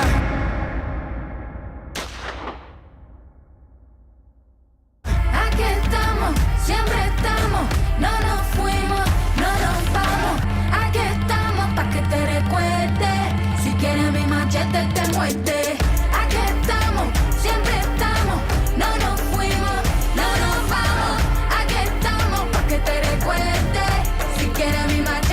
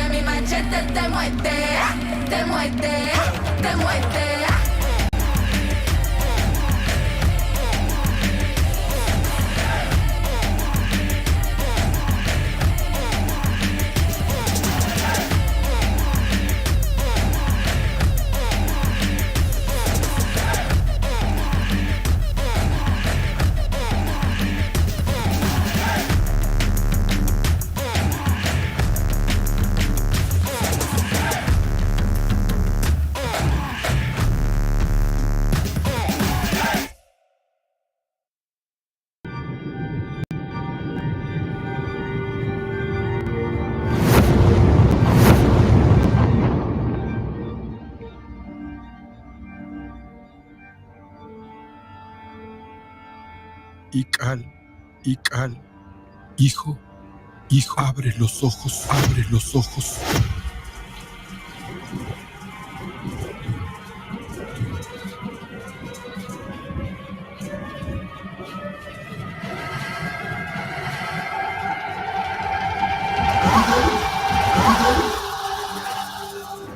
Tu cuerpo se queda con nosotros, pero tu espíritu debe seguir.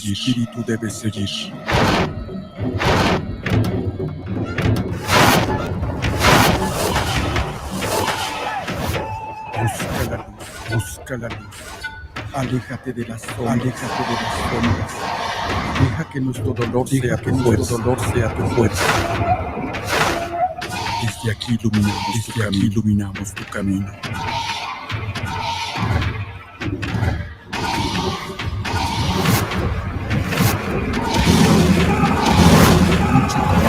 Lucha como nosotros, la pena tan grande. Yo soy tú, tú eres yo.